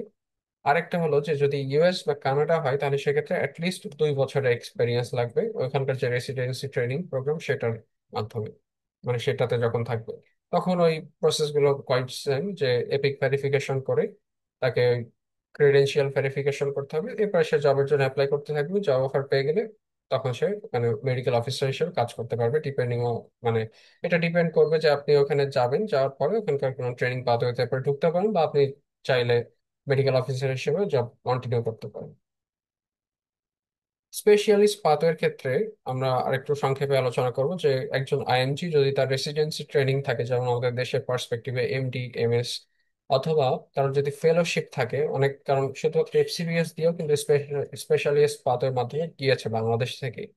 তো সাথে একটা ভালো অ্যামাউন্টের যদি ক্লিনিক্যাল এক্সপিরিয়েন্স সেম ফিল্ডে থাকে, যেমন একজন কার্ডিওলজিস্ট হওয়ার পরে তার কার্ডিওলজিতে সাপোজ 5 বছরের এক্সপিরিয়েন্স হয়, তার ক্ষেত্রে স্পেশালিস্ট পাথওয়েটা আর কি মোর অ্যাপ্রোপ্রিয়েট। রেসিডেন্সি ট্রেনিংটা মোর প্রিফার্ড স্পেশালিস্ট পাথওয়ের ক্ষেত্রে। আর এটা আবার কিছু সাব পাথওয়ে আছে, যেমন হলো যে স্পেশালিস্ট রিকগনিশন, যেটা আর কি অস্ট্রেলিয়ান থেকে যারা আর কি ট্রেন প্রাপ্ত স্পেশালিস্ট তাদের সাথে কম্পারেবল। তারপরে এরিয়া অফ নিড রিকগনিশন, কারণ অস্ট্রেলিয়াতে কিছু জায়গা আছে যেখানে আর কি স্পেশালিস্টরা যাইতে চায় না, এই সমস্ত এরিয়াতে যদি আপনি যেতে চান তাহলে। আরেকটা হচ্ছে mixed specialist plus area of recognition. এখানে আপনাকে ওই স্টেপ গুলো ফলো করতে হবে, এবং এপিক ভেরিফিকেশন এগুলো গেলে এরপর আপনাকে স্পেশালিস্ট কলেজে অ্যাপ্লাই করতে হবে। অর্থাৎ কেউ একজন যদি কার্ডিওলজিস্ট হয়, তাহলে তাকে কার্ডিওলজির জন্য যে স্পেশালিস্ট কলেজ আছে সেটাতে মানে অ্যাপ্লাই করতে হবে। তারা একটা লম্বা একটা ওয়েটিং টাইম পরে আপনাকে অ্যাসেসমেন্ট করবে, বা আপনাকে ইন্টারভিউ নিবে, আপনার সিভি পুরো প্রোফাইল চেক করবে, এবং এটার জন্য একটা ভালো অ্যামাউন্টের একটা ফিও ওরা চার্জ করবে। তারপরে অ্যাসেসমেন্টের আউটকাম আসতেও বেশ কিছু মাস লাগবে। এরপরে গিয়ে তারা আর কি যদি আপনাকে অ্যাকসেপ্ট করে, তখন আপনাকে 3টা ক্যাটাগরিতে তারা অ্যাকসেপ্ট করতে পারে। একটা হচ্ছে আহ, মানে অ্যাকসেপ্ট করতে পারে বা রিজেক্ট করতে পারে। একটা হলো যে নট কম্পেয়ারেবল, অর্থাৎ আপনার যে এক্সপেরিয়েন্স সেটা আর কি ম্যাচ করছে না তাদের যে রিকোয়ারমেন্টস সেটার সাথে স্পেশালিস্ট হওয়ার জন্য। একটা হতে পারে পার্শিয়ালি কম্পেয়ারেবল, অর্থাৎ আপনাকে তখন তারা লিমিটেড রেজিস্ট্রেশন দিবে, এবং তখন আপনাকে কিছু বছর ট্রেনিং করতে হবে, সেটা হলো 2 বছর, টু বিকাম কনসালটেন্ট। হয়তো আপনি এই দেশে স্পেশালিস্ট, কিন্তু ওই দেশে গিয়ে আরো দুই দুই বছর আর কি ট্রেনিং করলে আপনাকে ওরা কনসালটেন্ট পজিশনটা দিবে। আরেকটা হলো যে সাবস্টেন্সিয়ালি কম্পেয়ারেবল। এক্ষেত্রে আপনাকে ওরা লিমিটেড রেজিস্ট্রেশন দিবে, এবং 1 বছর খালি আপনাকে ট্রেনিং করতে হবে to become consultant.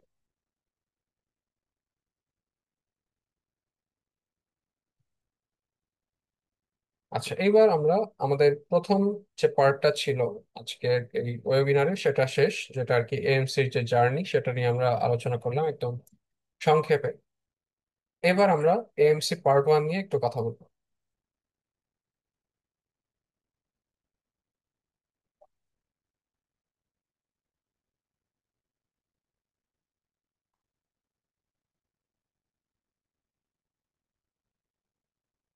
AMC part 1, 1 minute.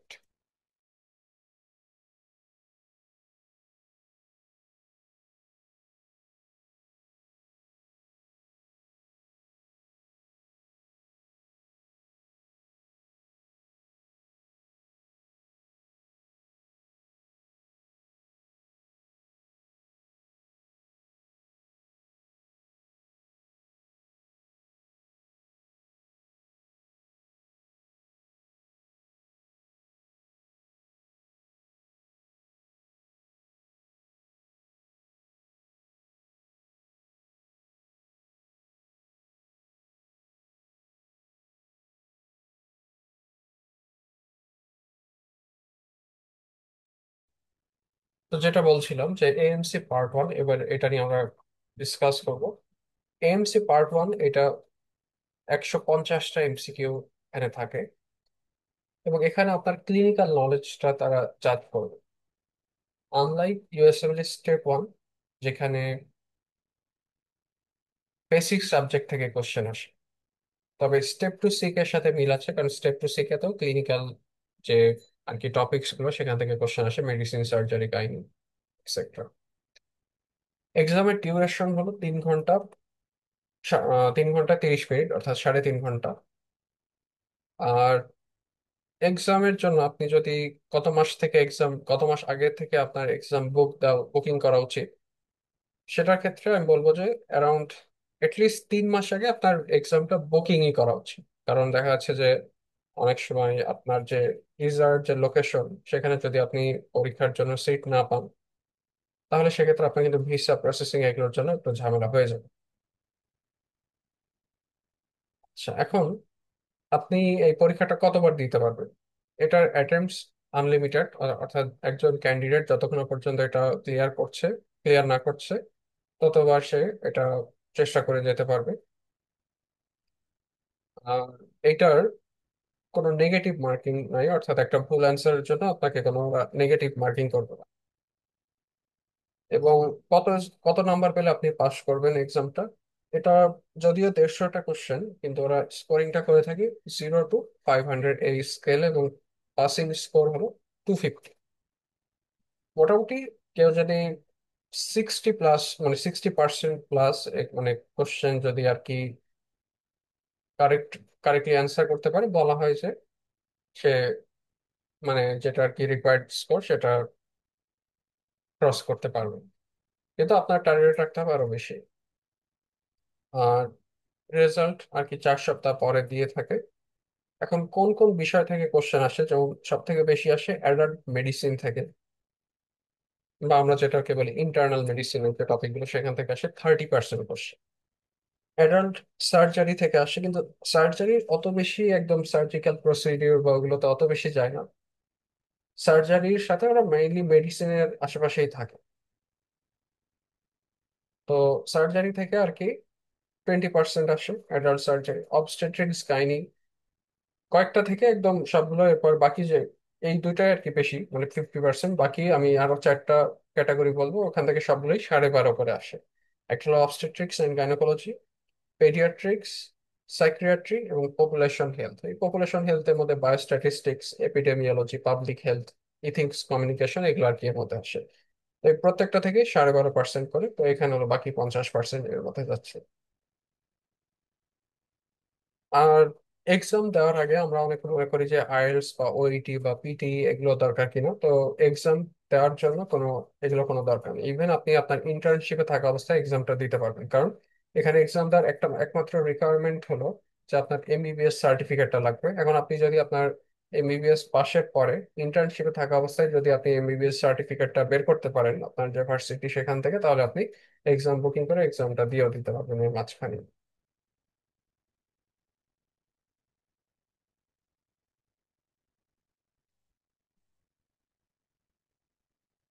AMC part ওয়ানের প্রিপারেশনের ক্ষেত্রে কিছু ফেজ আছে, এগুলো নিয়ে আমরা এবার একটু কথা বলবো। একদম ইনিশিয়ালি থিওরি লার্নিং ফেজ।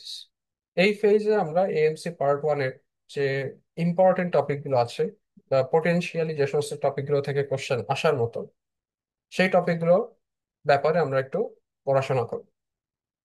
যেমন আমরা কার্ডিওলজি থেকে কমন যে টপিকগুলো আছে, যেমন হার্ট ফেলিওর, এমআই, পেরিকার্ডাইটিস, তারপরে অ্যাওর্টিক ডাইসেকশন বা অ্যাওর্টিক অ্যানিউরিজম, তারপরে বিভিন্ন ভালভুলার হার্ট ডিজিজ গুলো, অ্যারিথমিয়ার মধ্যে অ্যাট্রিয়াল ফিব্রিলেশন যেমন কমন একটা মানে টপিক।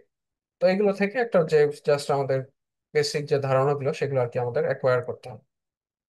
এখন আমরা কোন রিসোর্স ইউজ করতে পারি, রিসোর্স নিয়ে যদিও পরে কথা বলবো। তো থিওরি লার্নিং ফেজে আমার কথা হলো, বা আমি যেটা মনে করি, সব থেকে ভালো হয় যে আপনি যদি একদম অস্ট্রেলিয়ান যে গাইডলাইন্স ফলো করেন, তাহলে আপনার জন্য ভালো। কিন্তু এই ফেজে আসলে এটা হয়ে ওঠে না।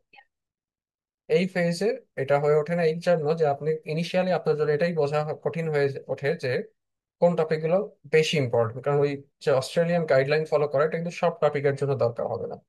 তো এই জন্য ইজিয়ার যে ওয়ে, আপনি আইদার যদি আপনার ডেভিডসনটা ভালো মতো পড়া থাকে, তাহলে সেক্ষেত্রে আপনি আপনার ডেভিডসনটা একটু রিভিউ করে নিতে পারেন। যেমন আপনি কার্ডিওলজি দিয়ে শুরু করলেন, তো কার্ডিওলজিটা আপনি একটু রিভিউ করে নিলেন ওখান থেকে, তারপরে আপনি কোশ্চেন ব্যাংক শুরু করলেন।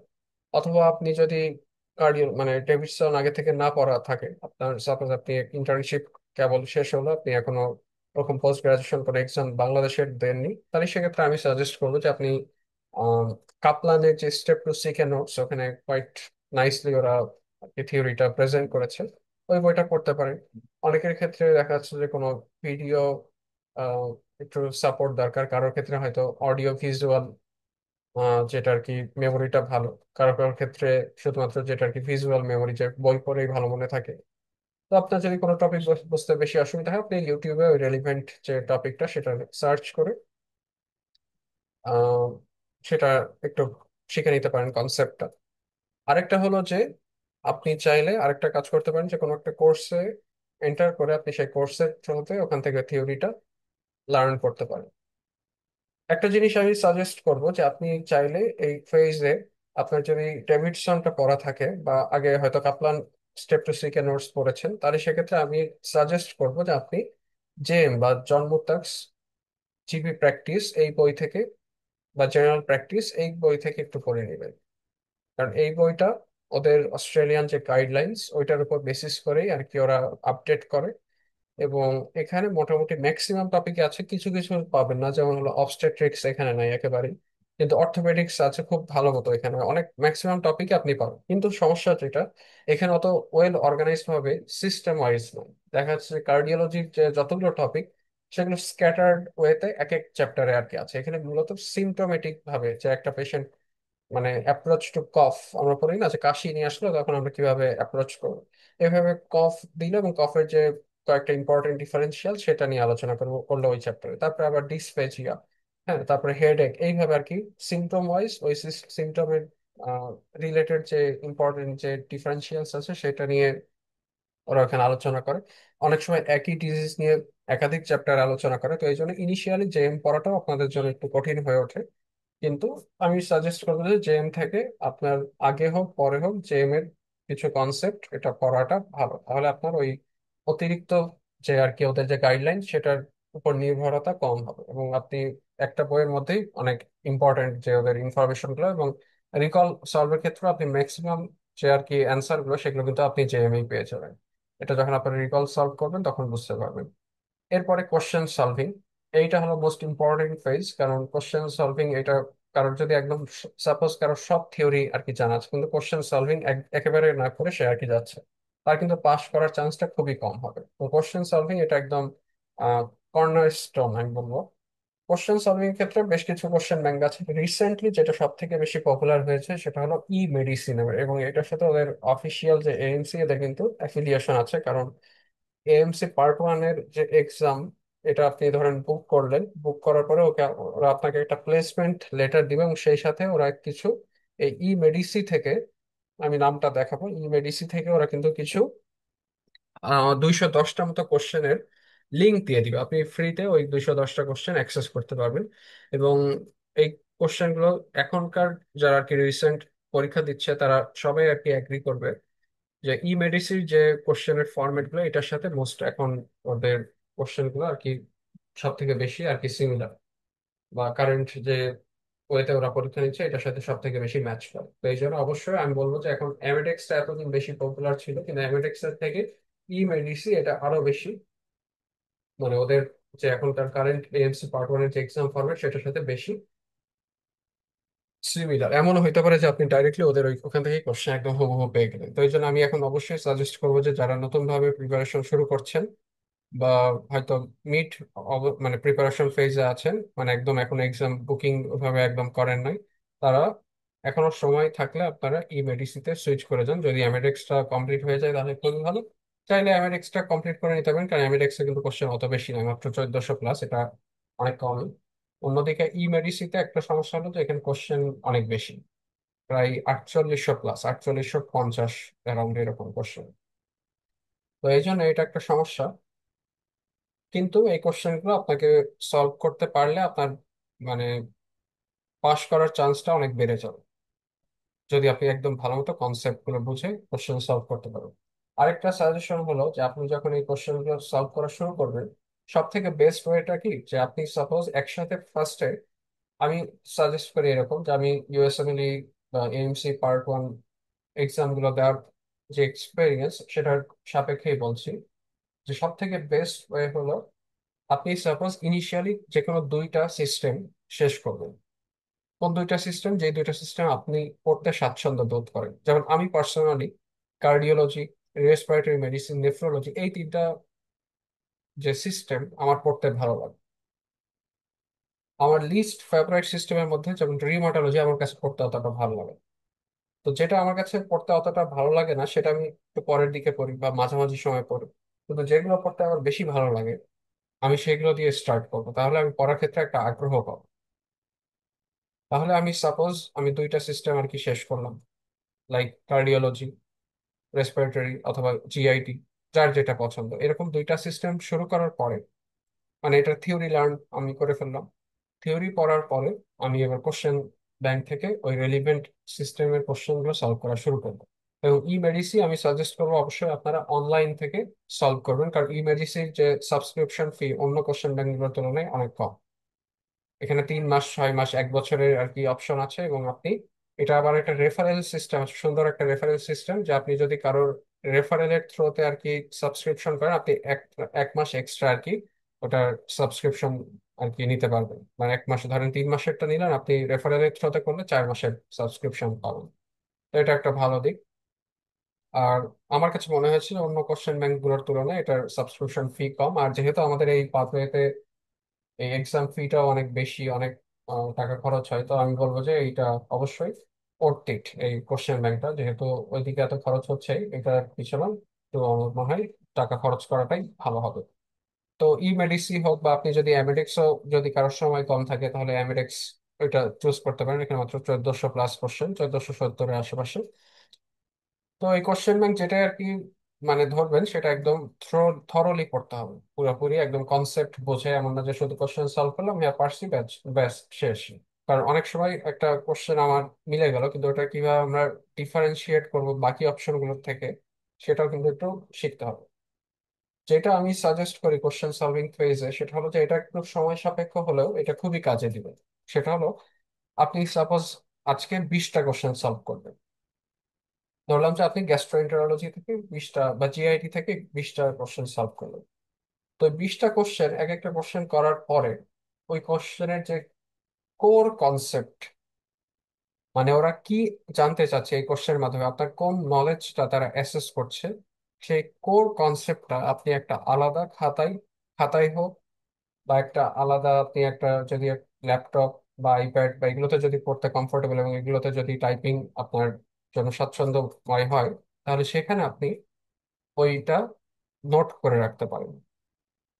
এই এক্সট্রা যে আপনি কাজটা করছেন এই নোট টেকিং, এটার জন্য আপনার কোশ্চেন সলভ, যদি কারো 20টা কোশ্চেন করতে দেখা যাচ্ছে যে 1 ঘন্টা লাগবে বা 40 মিনিট লাগলো, কিন্তু এই নোট টেকিং এর জন্য আপনার ওই 40 মিনিট বা 1 ঘন্টার কাজ আপনার বেড়ে তখন 3-4 ঘন্টা লাগবে। আপনার তাহলে ওয়ার্কলোড বেড়ে গেল। কিন্তু যখন আপনি লাস্টের দিকে গিয়ে দেখবেন যে আপনার প্রত্যেকটা কোশ্চেনের নোট আপনার কাছে আছে, আপনার কিন্তু ওই কোশ্চেন ব্যাংকটার সেকেন্ড টাইম রিভিশন না দিলেও চলবে।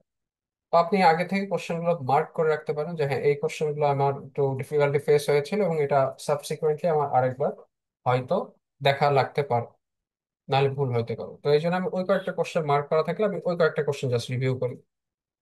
আর আমি এরপরে পরীক্ষার আগে আমি জাস্ট আমার এই কনসেপ্ট বুক যেটা আমি বানিয়েছি বা নোটবুক বানিয়েছি সেটা আমি মানে এটা আমি ফলো করবো। আমি হ্যান্ডবুক যখন সলভ করেছিলাম, হ্যান্ডবুক অফ এমসিকিউ,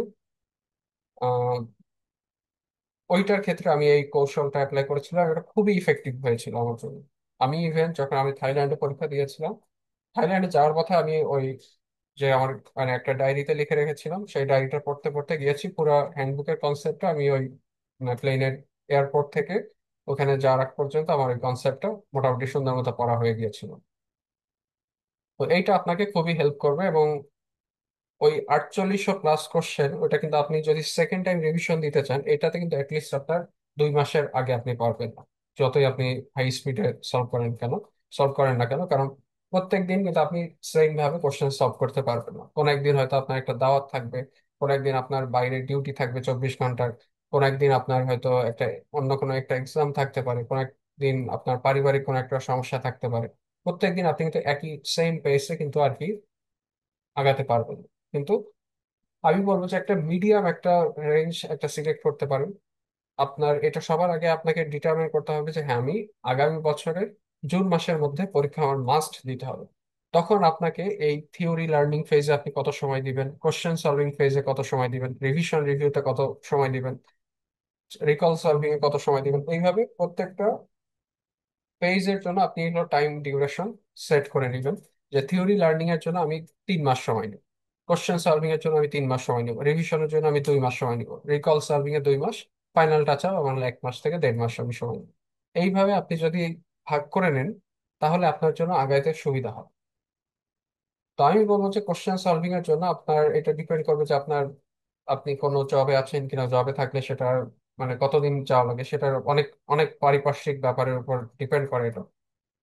আমি যেটা সাজেস্ট করবো যে যদি আপনি ই মেডিসি এটা সলভ করার সিদ্ধান্ত নেন, যেখানে অলমোস্ট 5,000 কাছাকাছি কোশ্চেন, তাহলে আপনাকে কোশ্চেন পার ডে তে সলভ করার পরিমাণও বাড়াই দিতে হবে।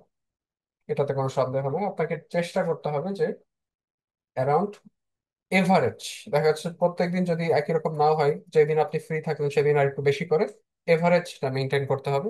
এবং সেটা অবশ্যই 50 কোশ্চেনের কমে না পার ডে তে। মানে আমি ইমেডিসির কিছু কোশ্চেন দেখেছি, তো ওইখানে কোশ্চেন গুলো কিন্তু অতটা বড় বড় না, মানে আছে মিডিয়াম, আমি বলবো যে হ্যান্ডবুকের থেকে একটু বড়, অ্যামেডেক্স এর থেকেও বড়, কিন্তু মানে মিডিয়াম রেঞ্জের কোশ্চেন। অনেকটাই এএমসি তে যেরকম, এএমসি তে হয়তো আরেকটু বড় কোশ্চেন আসতে পারে, কিন্তু কনসেপ্ট মোটামুটি সেম থাকবে আপনার।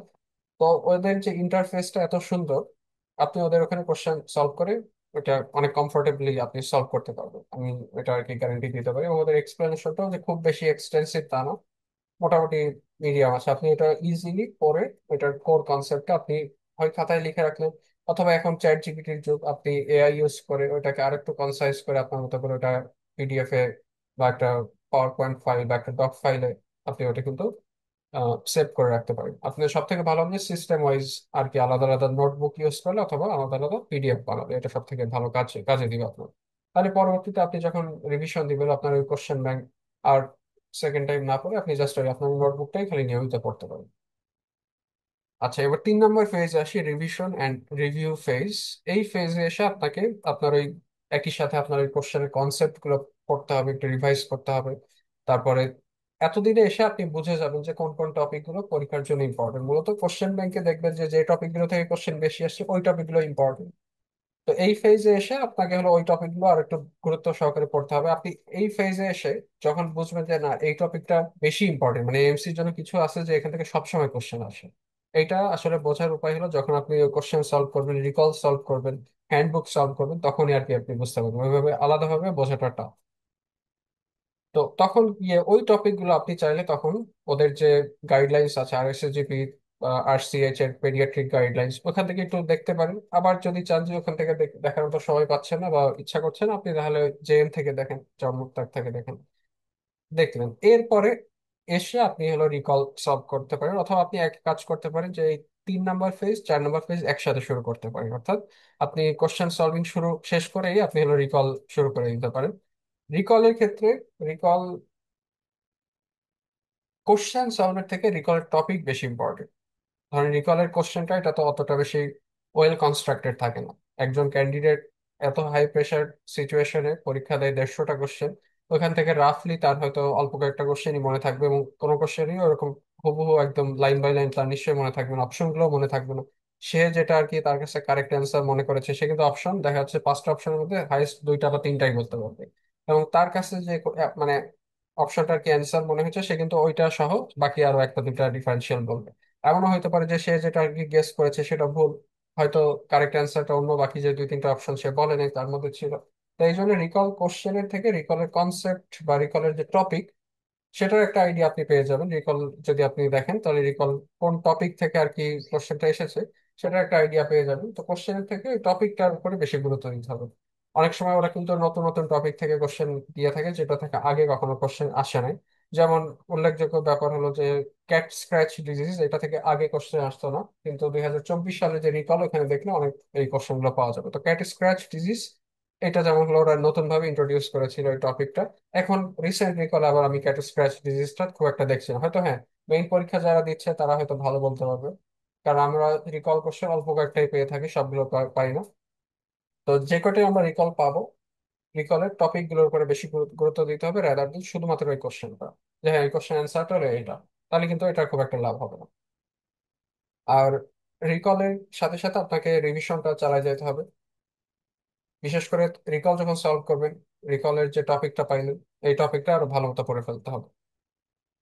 এবং এই রিকল ফেজে মানে সলভিং এর ক্ষেত্রে আপনি যদি নিজে নিজে সলভ করেন, তাহলে আপনার এই সময়ে এসে আপনাকে ওই আরএসএ জিবি আরসিএইচ এগুলোর ঘাটতেই হবে। আর যদি আপনি কোনো মানে যদি মেন্টরের সহায়তা নেন, তাহলে সেক্ষেত্রে তার কাছে হয়তো ওগুলো সাজানো থাকবে, তাহলে আপনি আপনার জন্য প্রসেসটা আরো ইজিয়ার হয়ে যাবে। যেমন আমার এই যে ব্যাচ, এটার সাথে একটা রিকল ব্যাচও অ্যাটাচড আছে। তো যেটা আর কি কম্প্রিহেন্সিভ ব্যাচ বা থিওরি লার্নিং ব্যাচ, এটার সাথে এটাতে যারা আর কি এনরোল করেন, তারা ওই রিকল ব্যাচের যে ক্লাস, ওটারও অ্যাক্সেস পেয়ে যান অটোমেটিক্যালি। তখন ওই রিকলের ক্লাসগুলো তারা চাইলে যে কোনো সময় তাদের সময় মতো করতে পারবে। আরেকটা হলো যে ফাইনাল টাচ আপ, এখানে এসে আপনার রিকল, আমি অ্যাজিউম করে নিব যে আপনি রিকলটা মোটামুটি সলভ করা হয়ে গিয়েছে, এখন একদম লাস্ট আর অল্প কিছু সময় বাকি আছে, অল্প কয়েকদিন বাকি। এখন আপনি কি করবেন? ধরেন আচ্ছা, রিকলের ক্ষেত্রে কত মাসে রিকল সলভ করাটা সেফ? আমি বলবো যে যদি খুব বেশি পুরোনো রিকল করে অ্যাকচুয়ালি লাভ নেই, কারণ ওখান থেকে খুব একটা কোশ্চেন আসবে না। ওরা কোশ্চেন দেখা যাচ্ছে যে রিটায়ার করে দেয় কিছু। আমি বলবো যে লাস্ট 6 মাসে কোশ্চেন সলভ করাটা মোর দেন এনাফ। কারণ যদি সময় থাকে বেশি, 1 বছর পর্যন্ত করতে পারেন। এর থেকে বিয়ন্ডে গেলে আপনার জন্য এটা আর কি টাইম ওয়েস্ট হবে, কারণ ওই কোশ্চেন, ওই টাইপের কোশ্চেন লেস লাইকলি। আর কিছু কোশ্চেন আছে বা কিছু টপিক আছে যেখান থেকে সবসময় কোশ্চেন আসবে, ওটা আপনি যদি রিকল সলভ নাও করেন কোনো সমস্যা নেই। যেমন কোলোরেক্টাল ক্যান্সারের স্ক্রিন, এটা থেকে ওই আজীবন আরো যখন থেকে এএমসি শুরু হয়েছে তখন থেকে শুরু করে এখন পর্যন্ত এই টপিকের উপরে বিভিন্ন মানে ভাবে বিভিন্ন অ্যাসপেক্টে কোশ্চেন আসে। তো এটার জন্য আপনাকে অবশ্যই ওদের যে গাইডলাইন, ওটা ফুল পড়ে ফেলতে মানে পড়ে ফেলতে হবে। এটা যদি রিকলার একটা দুইটা কোশ্চেন সলভ করে হবে না, এটা ফুল ওদের যে কলোরেক্টাল কার্সিনোমার যে স্ক্রিন, এটা একদম ভালো মতো পড়তে হবে। তারপরে আরেকটা যদি এক্সাম্পল দিই, টিটানাসের ক্ষেত্রে প্রোফাইল্যাক্সিস, মানে টিটানাস প্রোফাইল্যাক্সিস, এটাও এরকম আরেকটা টপিক যেখান থেকে সব সময় ওরা কোশ্চেন দিয়ে থাকে। পালমোনারি এম্বোলিজম, তারপরে অ্যাজমা বা সিওপিডি ম্যানেজমেন্ট, হ্যাঁ এইগুলো থেকে ওরা সব সময় কোশ্চেন দিয়ে থাকে।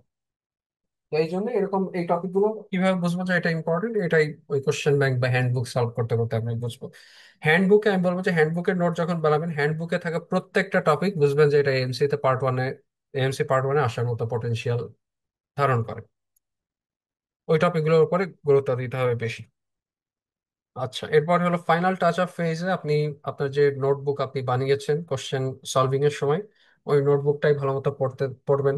রিকলের যে টপিক, সেগুলো ভালো মতো পড়বেন।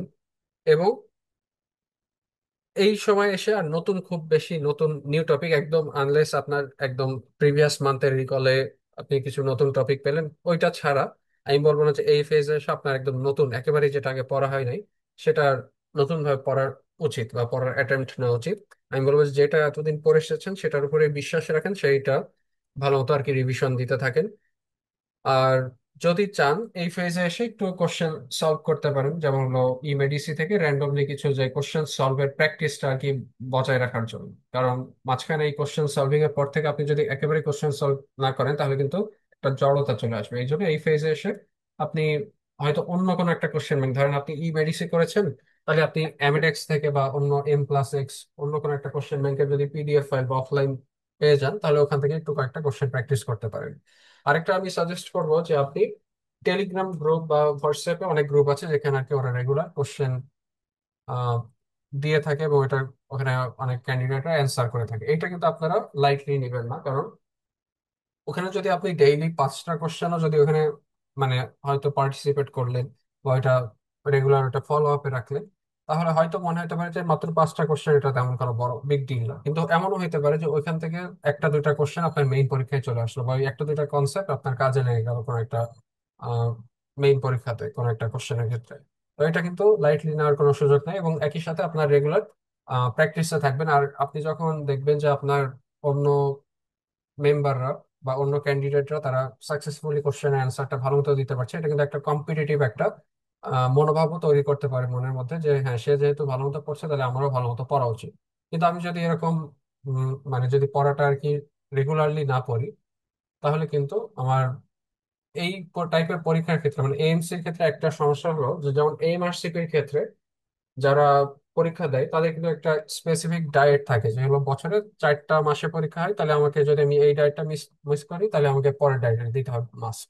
তো এএমসি ক্যান্ডিডেটদের ক্ষেত্রে এই মনোভাবটা থাকে, কিন্তু এএমসি যেহেতু এরকম কোনো স্পেসিফিক ইয়ে নয়, এটা সারা বছরই পরীক্ষা হয়, যদিও 2 মাস হয় না, জানুয়ারি আর হলো ডিসেম্বর বাদে বাকি 10 মাস পরীক্ষা হয়।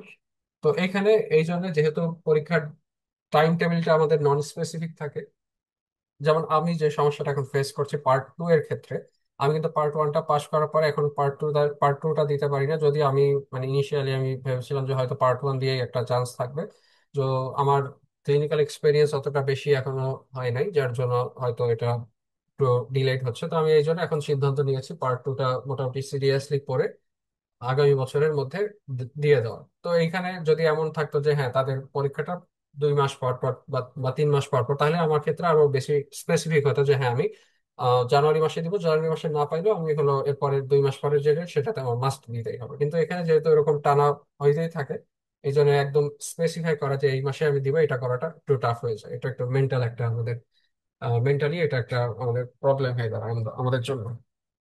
তো এই জন্য আমি শুরুতেই বলেছিলাম যে আপনাকে সবার প্রথমে যেটা সেট করে নেওয়া উচিত সেটা হলো টাইম টেবিল। পার্ট 1 এর ক্ষেত্রে কিন্তু আমি সেট করে নিয়েছিলাম, পার্ট 1 এর ক্ষেত্রে আমি আগেই সেট করে নিয়েছিলাম যে আমার মাস্ট এই মাসেই পরীক্ষা দিতে হবে। যদি আমি এর 1 মাস পরে দিয়েছিলাম, কিন্তু ওই 1 মাস ওইটা সেট করে নেওয়াতে আমার প্রিপারেশনটা ওইভাবে আগিয়েছে। কিন্তু পার্ট 2 এর ক্ষেত্রে ওইভাবে আগায়নি, কারণ আমি স্পেসিফাই করি নাই যে হলো আমার এই মাসের মধ্যেই পরীক্ষা দিতে হবে বা এই টাইমের মধ্যে আমার পরীক্ষা দিতে হবে। তো এইভাবে আমরা আর কি আমাদের যে প্রিপারেশন সেটা আর কি অগ্রসর প্রিপারেশনে আর কি আমরা এভাবে আগাতে পারি। আমরা এখন একটা সংক্ষিপ্ত একটা ব্রেকে যাব, আমরা 10 মিনিটের একটা ব্রেক নিব, তারপরে আমরা এখানে এএমসি পার্ট 1 এর জন্য কি কি রিসোর্স আমরা ইউজ করতে পারি সেগুলোর ব্যাপারে একটু কথা বলবো।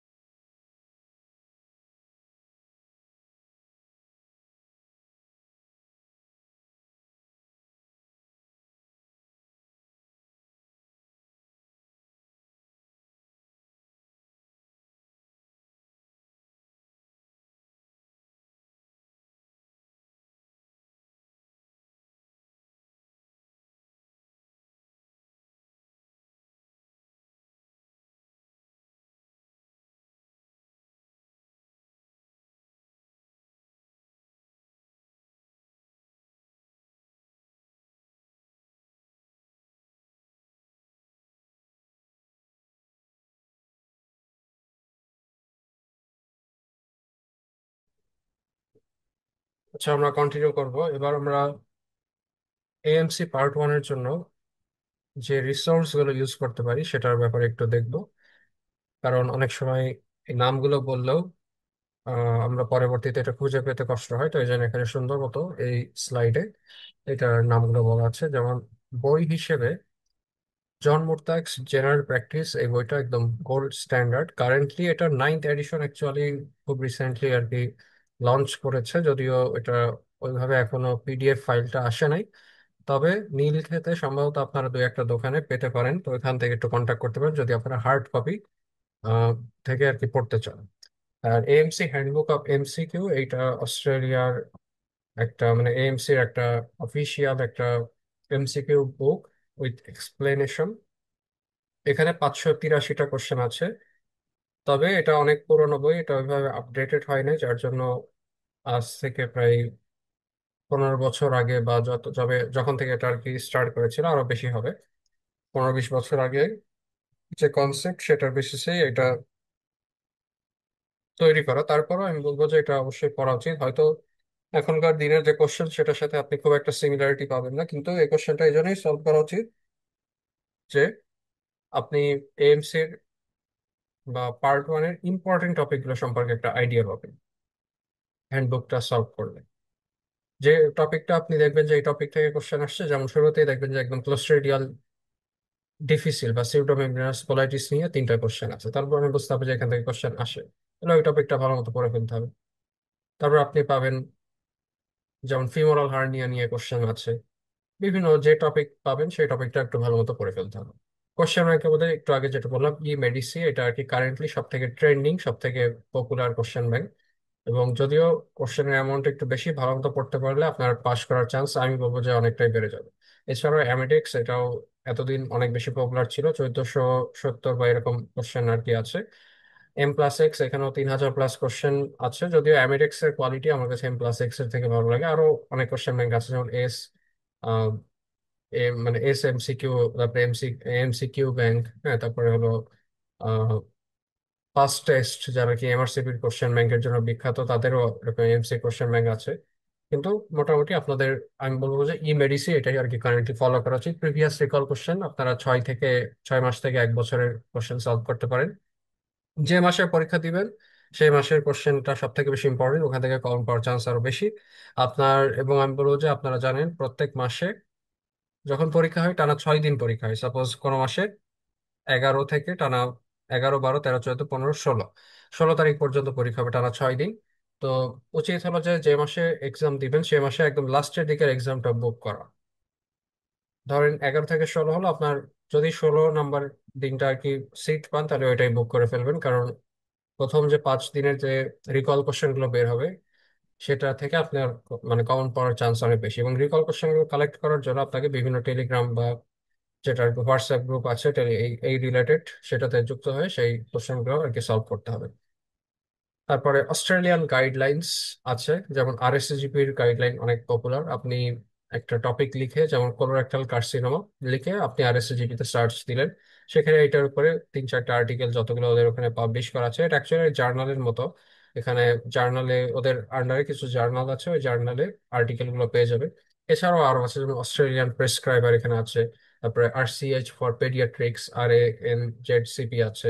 আর ওদের যে বিভিন্ন স্টেট ওয়াইজ বিভিন্ন গাইডলাইন আছে, হ্যাঁ, এক একটার জন্য এক একটা আর কি স্টেট ওয়াইজ গাইডলাইন ভালো। যেমন অবস্টেট্রিক্স এর বিভিন্ন টপিক, এদের জন্য ওয়েস্টার্ন অস্ট্রেলিয়ার গাইডলাইন গুলো খুব ভালো। তো এইভাবে আপনি যে টপিক গুলো আর এসএসজিপি তে পাবেন না সেটা ওরকম ওদের স্পেসিফিক যে স্টেট ওয়াইজ গাইডলাইন সেটাতে যদি পান তাহলে ওখান থেকে পড়ে ফেলতে পারেন। আর এখানেও যদি না পান তাহলে সেক্ষেত্রে আপনি এভিডেন্স বেসড যে লার্নিং রিসোর্স গুলো আছে, যেমন আপ টু ডেট, বিএম যে আছে, মেডস্কেপ আছে, এখান থেকে আর কি দেখতে পারেন। এটা একদম লাস্ট রিসোর্ট। তাহলে এই হলো মোটামুটি আমার কাছে মনে হয় যে আইডিয়াল। এরপরও আরো কিছু বলা যেতে পারে, যেমন আপনি, এটা অ্যাডভাইস করা হয় যে সাইকিয়াট্রি, যেটা আমরা সাধারণত অতটা বেশি গুরুত্ব দিয়ে পড়ি না আগে, সাইকিয়াট্রির কোশ্চেন গুলো কিন্তু ভালোই টাফ হয়। তো এটার জন্য আপনি ইউয়ার্ল্ড, যেটা কি ইউএসএমএলই স্টেপ 2 বা স্টেপ 1 এর জন্য আর কি পড়া হয়ে থাকে, ইউয়ার্ল্ড কোশ্চেন ব্যাংকটা। তো ইউয়ার্ল্ড এর স্টেপ 2 সিকে সাইকিয়াট্রিক কোশ্চেন গুলো সলভ করতে পারেন। ওখানে 350+ কোশ্চেন, 300 আমার যত মনে করেন প্রায় 370-এর কাছাকাছি কোশ্চেন আছে। তো ওই কোশ্চেন গুলো সলভ করতে পারেন। আর ইথিক্স অ্যান্ড কমিউনিকেশনের জন্য আহ, আপনি কনরাড ফিশারের একটা বই আছে, ওই বইটা সলভ করতে পারেন, 100 কেসেস অফ ইথিক্স। এটা কাপলানের বই। এখানে 100+ আর কি কোশ্চেন আছে এইগুলো এবং কনসেপ্ট আছে, এখান থেকে পড়তে পারেন। আরেকটা বই আছে ওদের, মানে অস্ট্রেলিয়ান গাইডলাইন অনুযায়ী, যে এই গুড মেডিকেল প্র্যাকটিস নামে, ওখানে আর কি ওদের দেশে কিভাবে মেডিকেল ইস্যুস গুলো আপনি কন্ডাক্ট করতে পারেন ইথিক্স কমিউনিকেশন রিলেটেড, সেটার ব্যাপারে আছে ওটা। যদিও ওটার থেকে আমি বলবো যে আপনি 100 কেসেস অফ ইথিক্স ওইটা পড়লে মোটামুটি মধ্যে এনাফ, আর কোশ্চেন সলভ করতে হবে। এছাড়াও অনেকের এক এক রকমের প্রিফারেন্স থাকতে পারে, যেমন যার হলো ডেভিডসন পড়া আছে আগে থেকে, সে ডেভিডসন থেকে একটু, মানে মেইন বই হিসেবে মেইন থিওরি লার্নিং এর জন্য ডেভিডসন ইউজ করতে পারেন। তারপরে কেউ কাপলানের লেকচার নোটস ইউজ করতে পারেন। অনেকে গাইনি অবসের জন্য আলাদা বই ইউজ করে থাকে, কিন্তু আমার কাছে মনে হয় যে জন মুরতাগের সাথে একটু টাচে থাকা ভালো। জন মুরতাগ থেকে ইম্পর্টেন্ট টপিক গুলো একবার হলেও পড়া উচিত আমার কাছে মনে করেন। এখানে ওদের নন ফার্মাকোলজিক্যাল ম্যানেজমেন্ট, ফার্মাকোলজিক্যাল ম্যানেজমেন্ট, এটা খুব সুন্দর মতো ওদের বইয়ে দেওয়া আছে। পেশেন্টকে কিভাবে অ্যাডভাইস দিব, এবং রিসেন্ট এএমসির যে কোশ্চেন প্যাটার্ন সেখানে কিন্তু অনেকটাই চেঞ্জ হয়ে গেছে। আগে যেমন এখানে আমি কি ড্রাগ দিব সেটার থেকে এখন কিন্তু ওরা অনেক সময় পেশেন্টকে কি অ্যাডভাইস দিব সেটা নন মেডিকেল বা মেডিকেল অ্যাডভাইস হতে পারে, মানে নন ফার্মাকোলজিক্যাল বা ফার্মাকোলজিক্যাল ম্যানেজমেন্ট, মানে ম্যানেজমেন্ট প্ল্যান। এটা অবশ্যই, এই জন্য আমি বলি যে জন্ম তাকটা একদম কনসাইসলি ওদের বিভিন্ন যে গাইডলাইন সেখান থেকে কিন্তু ইনফরমেশন গুলো এক্সট্রাক্ট করে তারপরে ওখানে সুন্দর মতো সাজানো আছে। এবং এক একটা ডিজিজ খুব সংক্ষিপ্ত ভাবে ওদের মোটামুটি প্রেজেন্ট করা, খুব একটা বেশি ইলাবোরেটেড না। কিন্তু ঝামেলা যেটা, এটা আপনাকে ডিজিজ গুলো একদম সবগুলো হেপাজয়েটলি বিভিন্ন জায়গায় ছড়ানো ছিটানো, এটাই একটা প্রবলেম। তো এই ক্ষেত্রে আপনাকে বিভিন্ন কোর্স গুলো হেল্প করে থাকে, যেখানে আমার কোর্সে যেমন আমার কথা বললে, আমি কিন্তু এই সব জেএম এর যে ম্যাক্সিমামই আমি জেএম থেকে আর কি রেফারেন্স নিয়ে আর কি ক্লাস নোট গুলো বানাই। আমি সিস্টেম ওয়াইজই বানাই, এবং ওই জেম এর পুরা ওখান থেকে সাপোজ কার্ডিওলজি বা রেসপিরেটরি মেডিসিন রেলিভেন্ট টপিক গুলো একসাথে এনে তারপরে ক্লাস নোট গুলো বানিয়ে তারপরে ওখান থেকে পড়াই। যেটা আমার কাছে মনে হয় যে না, এটার জন্য একটু আরএসজিপির গাইডলাইন্সটা দরকার, সেখান থেকে পড়ি। এবং অ্যাডিশনালি আমি যে ইউএসএমএল এর যে পড়াটা পড়েছিলাম সেখান থেকে এই ডিজিজের কিভাবে আমরা ডায়াগনোসিস করতে পারবো, বা এটার প্যাথোফিজিওলজি যদি দরকার হয়, সব ডিজিজের প্যাথোফিজিওলজি ইম্পর্টেন্ট না, যেগুলো আর কি দরকার সেগুলোর আমার যেটা আর কি অভিজ্ঞতা বা আমার যে জ্ঞান সেখান থেকে শেয়ার করি। কোশ্চেনটা কিভাবে আমরা আদার যে ডিফারেন্সিয়াল সেখান থেকে আমরা একটা কোশ্চেনের ক্ষেত্রে এটা মানে ডায়াগনোসিস করতে পারি, এগুলো আর কি আমার কোর্সে আমি এভাবে করিয়ে থাকি।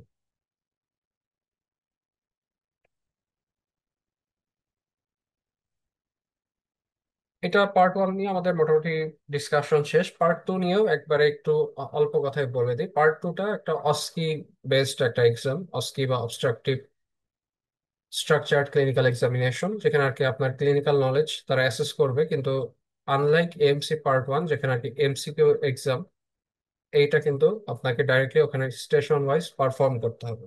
যেমনটা আমরা আমাদের শর্ট কেস বা লং কেস দিতাম ফাইনাল প্রফে, কিন্তু দুইটার ডিফিকাল্টি লেভেল অবশ্যই আকাশ পাতাল তফাৎ।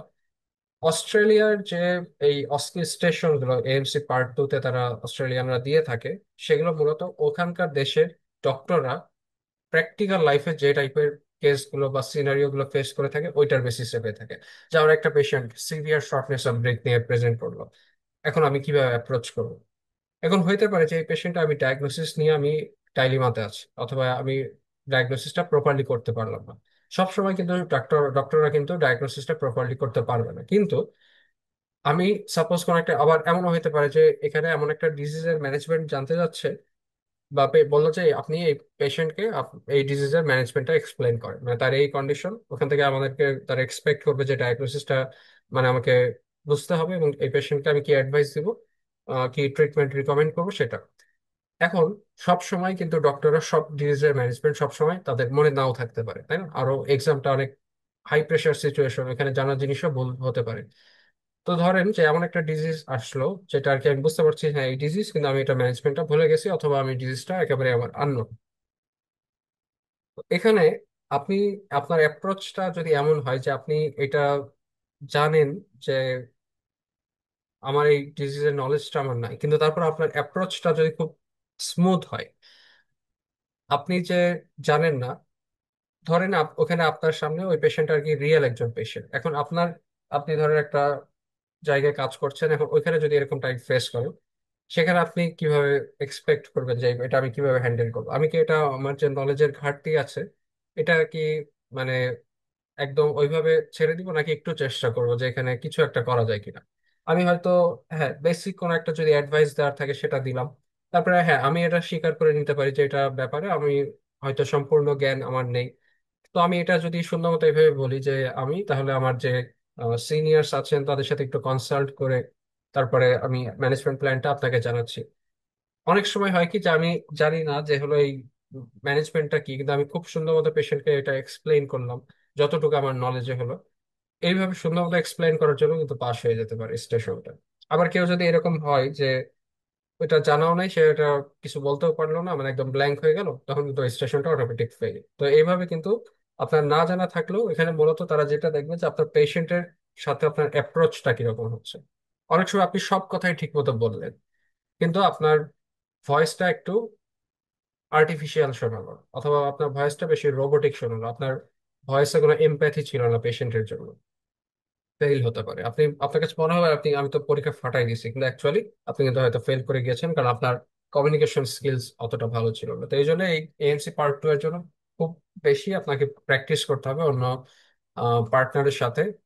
যে এই রোল প্লে সেশন আর কি করতে হয়, যেখানে আপনি একবার পেশেন্ট সাজবেন, আপনার পার্টনার হয়তো এক্সামিনি, অথবা আপনি এবার ক্যান্ডিডেট সাজলেন, আপনার পার্টনার সে হলো এবার এক্সাম মানে মানে পেশেন্ট সাজলো, পেশেন্ট বা পেশেন্টের রিলেটিভ যেই হোক। এইভাবে তখন ওই এক একটা আপনার সিনারিও ধরে ধরে আপনি প্র্যাকটিস করতে পারেন। আর সাথে এখানে ফিজিক্যাল এক্সামিনেশন, ওগুলো ভালো মতো শিখতে হবে, কারণ ফিজিক্যাল এক্সামিনেশনে প্রায় 4টা মতো স্টেশন থাকে। ওইটা যদি ক্লিয়ার করতে পারে তাহলে আপনার জন্য ইজিয়ার হয়ে যাবে। এখানে টোটাল 16টা স্টেশন থাকে, এর মধ্যে 2টা আর কি তারা মার্ক করে না, আর 4টা রেস্ট স্টেশন, মানে 16টা সাথে হলো 4টা রেস্ট স্টেশন, টোটাল 20টা। তো এই যে 16টা ক্লিনিক্যাল স্টেশন, এর মধ্যে আবার 2টা তারা মার্ক করবে না, পাইলট স্টেশন। বাকি 14টা কিন্তু কোন দুইটা এটা আপনি বুঝবেন না। তো বাকি যে 14টা স্টেশন, এর মধ্যে হলো 9টায় পাশ করলে আপনি ওভারঅল এক্সামটা ক্লিয়ার করতে পারবেন। আর যদি 8টা বা তার কম পাশ হয় তাহলে সেক্ষেত্রে এটা ফেল আসবে। এখন এক একটা স্টেশনে 10 মিনিট করে সময় দেওয়া থাকে, 2 মিনিট হলো ওই টাস্ক যেটা আমাকে দেওয়া হয়েছে সেটা পড়ার জন্য, আর 8 মিনিট হলো অ্যাসেসমেন্ট টাইম, অর্থাৎ ওই 8 মিনিটে আপনাকে যে টাস্কগুলো দেওয়া হয়েছে সেটা আপনাকে পারফর্ম করতে হবে। এবং এই টোটাল এক্সামের ডিউরেশন হলো 3.5 আওয়ার্স। এবং এটা অফলাইনে, এখন মেলবোর্নে তো ওরা মানে যেটা আর কি টেস্ট সেন্টারটা একটু চেঞ্জ করেছে, অনলাইনে ওয়ার্ল্ড ওয়াইড আগে দেওয়া যেত, 24 সাল পুরোটাই অনলাইনে হয়েছিল, 25-এ এসে ওরা এখন আবার অফলাইন শুরু করেছে। অনলাইন যেটা বলছিলাম শুরুর দিকে, যে অফলাইনে অনলাইনে অল্প কিছু আছে, কিন্তু সেই অপরচুনিটি গুলো মোস্টলি যারা এমসি পার্ট ওয়ান দিয়ে রুরাল বা রিমোট এরিয়াতে জব করছে তাদের জন্য। এখন সামনের বছর কি অবস্থা হবে, অনলাইনে সিট বাড়বে কি কমবে, অথবা অনলাইন আদৌ থাকবে কিনা, এটার ব্যাপারে ডিসিশন এখনো হয় নাই। আগামী বছরের সিট গুলো ওরা ওপেন করবে নভেম্বর মাসে। তো নভেম্বর মাস আসলে বোঝা যাবে যে অনলাইন এর মানে ফিউচারটা কিরকম হবে অনলাইন এএমসি পার্ট টু এর। এটার ওয়েটিং টাইমটা ভালোই লেন্দি হয়, এই জন্য আপনাকে অ্যাজ সুন অ্যাজ যখনই এক্সামের যে শিডিউলিংটা টাইমটা আর কি ওপেন হবে, তখন আপনাকে, যদি আপনি চান যে ওই টাইম পিরিয়ডের মধ্যে, আপনি সাধারণত 3 মাস করে আর কি ওপেন করে থাকে, 3 মাস বা 4 মাস, তো ওই টাইমে বুকিং দিতে হবে। এটারও অ্যাটেম্পটের কোনো লিমিট নাই, আপনি যতক্ষণ ক্লিয়ার করছেন এটা আপনি দিতে পারবেন। এখানে কোনো নেগেটিভ মার্কস নেই, আর একবার পাস করলে এটার স্কোর সবসময় ভ্যালিড থাকবে। এটার জন্য কোনো আইএলটিএস, ওইটি বা পিটি এগুলো দেওয়া লাগে না। আর এটার একটা অল্টারনেটিভ নিয়ে বলেছিলাম, ডাব্লিউবিএ, যেটা পাস রেট অলমোস্ট 99%। তো কেউ যদি ওরকম ডাব্লিউবিএ সাপোর্টেড একটা হসপিটালে বা একটা প্রোগ্রামে যদি কাজ করতে পারেন, তাহলে অবশ্যই আমি বলবো যে ডাব্লিউবিএ এটা মানে একটু টাইম নিয়ে হলেও ডাব্লিউবিএ তে অ্যাপিয়ার করতে পারেন। এখন পার্ট টু এর জন্য ম্যাটেরিয়ালস গুলো জাস্ট এখানে একটু নাম গুলো দেখে নিতে পারেন। আমি সাজেস্ট করবো, যদি আপনারা একদম এএমসি ব্যাপারে খুব বেশি ডেডিকেটেড হন, তাহলে আমি বলবো যে আপনারা এখান থেকে কোনো বই আপাতত আমি সাজেস্ট করবো না, এক্সেপ্ট এখান থেকে যে ট্যালি ও কনর ক্লিনিক্যাল এক্সামিনেশন, এই বইটা থেকে আপনারা জাস্ট ক্লিনিক্যাল এক্সামিনেশনের যে স্টেপস গুলো এটা একটু পড়তে পারেন, বা ওইটা প্র্যাকটিক্যালি ওটা অ্যাপ্লাই করতে পারেন পেশেন্টের উপরে। ওদের এক্সামিনেশনে একটা নির্দিষ্ট সিকোয়েন্স আছে, যেমন রেসপিরেটরি সিস্টেম যখনই এক্সামিনেশন করতে বলবে আপনাকে, তখন কিন্তু আপনাকে ওদের যে একটা এএমসি হ্যান্ডবুকে ওদের একটা সিকোয়েন্স দেওয়া আছে, ওইটা ফলো করলে আপনার পাস করার চান্সটা ভালো হবে বা বেশি হবে। যেমন ওখানে আপনাকে বলবে শুরুতেই পেশেন্টের ঠিকমতো পজিশন করতে হবে, প্রিফারেবলি পেশেন্টকে বেডে বসবে অথবা একটা চেয়ারে বসবে। ফিমেল পেশেন্ট হলে তাকে একটা গাউন দিতে হবে বা একটা টাওয়েল দিতে হবে। তারপরে আপনার কোনো স্পুটাম কাপ আছে কিনা পেশেন্টের আশেপাশে চেক করতে হবে, পেশেন্ট বা কোনো ইনহেলার আছে কিনা, কোনো ফেস মাস্ক আছে কিনা এটা চেক করতে হবে। পেশেন্টকে এরপরে মানে জেনারেল ইন্সপেকশনে কোনো পেশেন্টের রেসপিরেটরি ডিস্ট্রেস আছে কিনা, পেশেন্টের বডি বিল্ড কিরকম, সায়ানোস্ট কিনা, এইভাবে জেনারেল এক্সামিনার মানে জেনারেল দেখলাম, ইন্সপেকশন করলাম। তারপর আমাকে সিকোয়েন্সিয়ালি হ্যান্ডের যে কয়েকটা ফাইন্ডিং গুলো আছে সেটা দেখতে হবে। তারপরে রিস্টটা দেখতে হবে যে রিস্ট টেন্ডারনেস আছে কিনা, কারণ ওই পালমারি অস্টিও আর্থ্রোপ্যাথি যেটা আর কি মানে লাং ক্যান্সারে পাওয়া যায়, স্পেশালি স্কোয়ামাস সেল কার্সিনোমা, এগুলো আর কি। এভাবে প্রত্যেকটা ফাইন্ডিং দেখতে হবে এবং ওটার যে ডিফারেন্সিয়াল সেটা মাথায় রাখতে হবে। তারপরে আমরা বিপি চেক করবো, কোনো পালসাস প্যারাডক্সেস আছে কিনা সেটা চেক করবো। আমরা এরপরে চলে যাবো হেড নেকে অনেকগুলো ফাইন্ডিং থাকতে পারে, হেড নেকের ফাইন্ডিং দেখতে হবে। তারপরে আমরা এরপরে গিয়ে আমরা চেস্ট অস্কালটেট করব। এবং লাস্টলি আমরা কিন্তু, এবং চেস্ট অস্কালটেট করার আগে আবার কিন্তু হার্ট সাউন্ডটাও শুনতে আমরা ভুল করবো না। হার্ট সাউন্ডটাও কিন্তু শুনতে হবে, কারণ কোর পালমোনারি কিন্তু থাকতে পারে। তো এই জন্য হার্ট সাউন্ড শুনতে হবে। তারপরে চেস্ট অস্কালটেশনের যে স্টেপ গুলো সেটা পারফর্ম করতে হবে, লিম্ফ নোড এক্সামিনেশন মাঝখানে করে ফেলতে হবে। তো অনেকগুলো স্টেপ আছে কিন্তু। তো এটা হলো শুধুমাত্র যে আমরা আমাদের দেশে আমরা যেভাবে আর কি এক্সামিনেশন করে থাকি, ওদের কিন্তু সিকোয়েন্সটা ওরকম না। কেউ একজন হয়তো খুব ভালো এক্সামিনেশন পারে, কিন্তু এই স্টেপস গুলো না জানা থাকলে কিন্তু তারা ওখানে ফেল দিয়ে দেবে। তো এই জন্য আমি বলবো যে আপনারা এখন থেকেই চাইলে এই বইটা ফলো করে আপনারা এক্সামিনেশন যে স্টেপ গুলো সেটা দেখে রাখতে পারেন। এমনি চেস্ট অস্কালটেট কিভাবে করতে হয় এটা মোটামুটি সব জায়গায় জানা, কিন্তু এই কোনটার পর কোনটা করবো সিকোয়েন্সটা, এইটা আর কি এখন থেকে দেখে রাখতে পারেন। বা রেসপিরেটরি সিস্টেমের মধ্যে আমাদের আদার আদার কি কি ইনক্লুড করতে হবে, কোন সিকোয়েন্স, এটা পড়তে পারেন। তারপরে বিভিন্ন স্টেশনের জন্য ওই যে ক্যারেন্স নোট আছে, বা এটার থেকেও বেটার হলো মারওয়ান্স নোট, এটা আরো বেশি আপডেটেড। আর এখানেও আপনার জন্ম তারিখ, জিপি প্র্যাকটিস মানে জিপিটা পড়তে পারেন, কারণ এখানে আপনার ম্যানেজমেন্ট প্ল্যান সবই আছে। তো একটা কেস থাকলে সেখানে পেশেন্টকে কিভাবে আমি এক্সপ্লেইন করবো বা অ্যাডভাইস দিব সেটার ব্যাপারে এখান থেকে আইডিয়া নিতে পারেন। এটা অ্যাকচুয়ালি শুধু জিপি লিখলেই হতো, আমি জিপি প্র্যাকটিস মানে বাহুল্য দশ হয়ে গিয়েছে। তো কোশ্চেন ব্যাংকের মধ্যে আপনি এখানেও ইমেডিসি ইউজ করতে পারেন। ইমেডিসির ক্ষেত্রে কি একটা সাবস্ক্রিপশন প্ল্যানে আপনি ওদের অস্কি স্টেশন, তারপরে এমসিকিউর যে এমসিকিউ কোশ্চেন গুলো সেগুলো সবই কিন্তু এই একটার মধ্যেই আছে, একটা সাবস্ক্রিপশনে সবগুলো পেয়ে যাবেন। তো এখানে অনেকগুলো অস্কি স্টেশন আছে, ওখান থেকে আপনি চাইলে ওগুলো প্র্যাকটিস করতে পারেন। এবং যেহেতু পার্ট 1 এর ক্ষেত্রে এটা ইফেক্টিভ হচ্ছে, পার্ট 2তেও আপনি ওটা অবশ্যই ইউজ করাটা আমি সাজেস্ট করবো। আর ভিডিওর জন্য ট্যালিও করার নিজস্ব কিছু এলসেভিয়ার আর কি মানে ক্লিনিক্যাল এক্সামিনেশন ভিডিও আছে, যদিও ওগুলো অনেক পুরনো, আমি ওটা দেখেছি কিছু, ওটা দিয়ে খুব একটা ভালো বোঝা যায় না।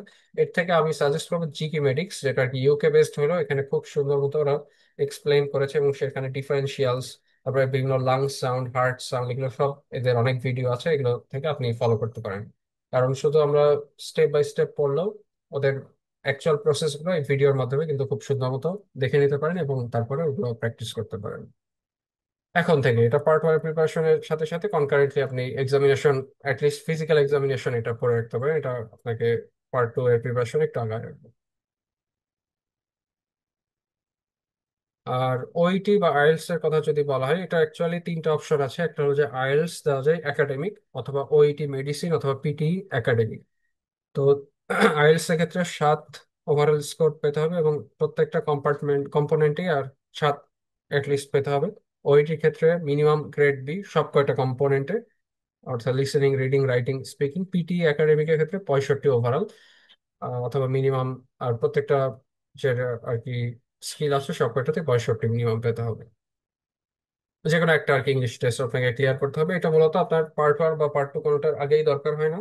জবের জন্য অ্যাপ্লাই করার ক্ষেত্রেও এটা প্রিফার্ড, কারণ হলো যে জব অফার যদি পেয়ে যান তখন আপনাকে আফরার সাথে রেজিস্ট্রেশন করতে হবে। তো তখন আর কি আপনার এটা দরকার হবে।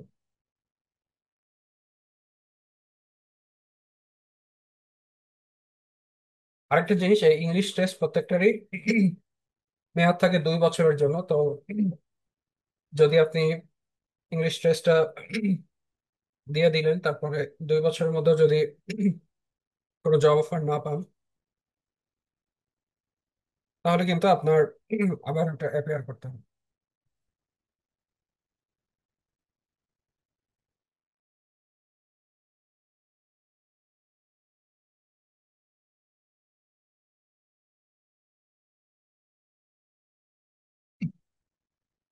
তাহলে এএমসি পার্ট ওয়ান নিয়ে এবং সাথে পার্ট টু এগুলো নিয়ে আমরা একটু কথা বললাম। এবার আমরা আমাদের যে আপকামিং যে কোর্স এটা নিয়ে একটু কথা বলবো খুব সংক্ষেপে, বেশি সময় নিব না। এখানে আমরা যে আর কি ফ্লায়ারটা দেখতে পাচ্ছি এটা অ্যাকচুয়ালি সেকেন্ড ব্যাচের ছিল, যেটা আর কি আমরা নভেম্বর থেকে স্টার্ট করেছিলাম। সরি, নভেম্বরের প্রথম ব্যাচ ছিল, এটা হলো এপ্রিল থেকে আর কি স্টার্ট করা হয়েছিল, অলমোস্ট মে থেকে এই বছরের। প্রথম ব্যাচটা আর কি এপ্রিল থেকে নভেম্বর থেকে শুরু হয়েছিল 24-এ।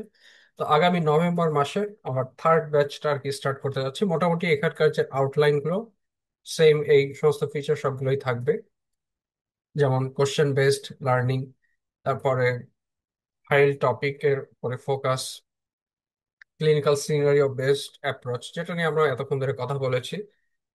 আর কিউ অ্যান্ড এ সেশন সবসময় আমি রাখি, যে কোনো সময় কেউ যদি কোনো একটা টপিক বুঝতে অসুবিধা হয় তাহলে সে তার কনসার্নটা শেয়ার করতে পারবে। আবার লাস্টে পড়া একটা ক্লাস নেওয়ার শেষেও আমি কিছু সময় দিই, কারোর যদি ওভারঅল কোনো টপিকের বড় অথবা যে কোনো বিষয়ের উপরে যদি কোশ্চেন থাকে সে করতে পারে। তারপরে থ্রু আউট দ্য ক্লাস বা এক একটা ক্লাসের বিভিন্ন সময় আমি এক্সাম টেকিং কি কি স্ট্র্যাটেজি অ্যাপ্লাই করা যায়, কিভাবে টাইম ম্যানেজমেন্ট করা যায় এটার ব্যাপারে সাজেশন দিই।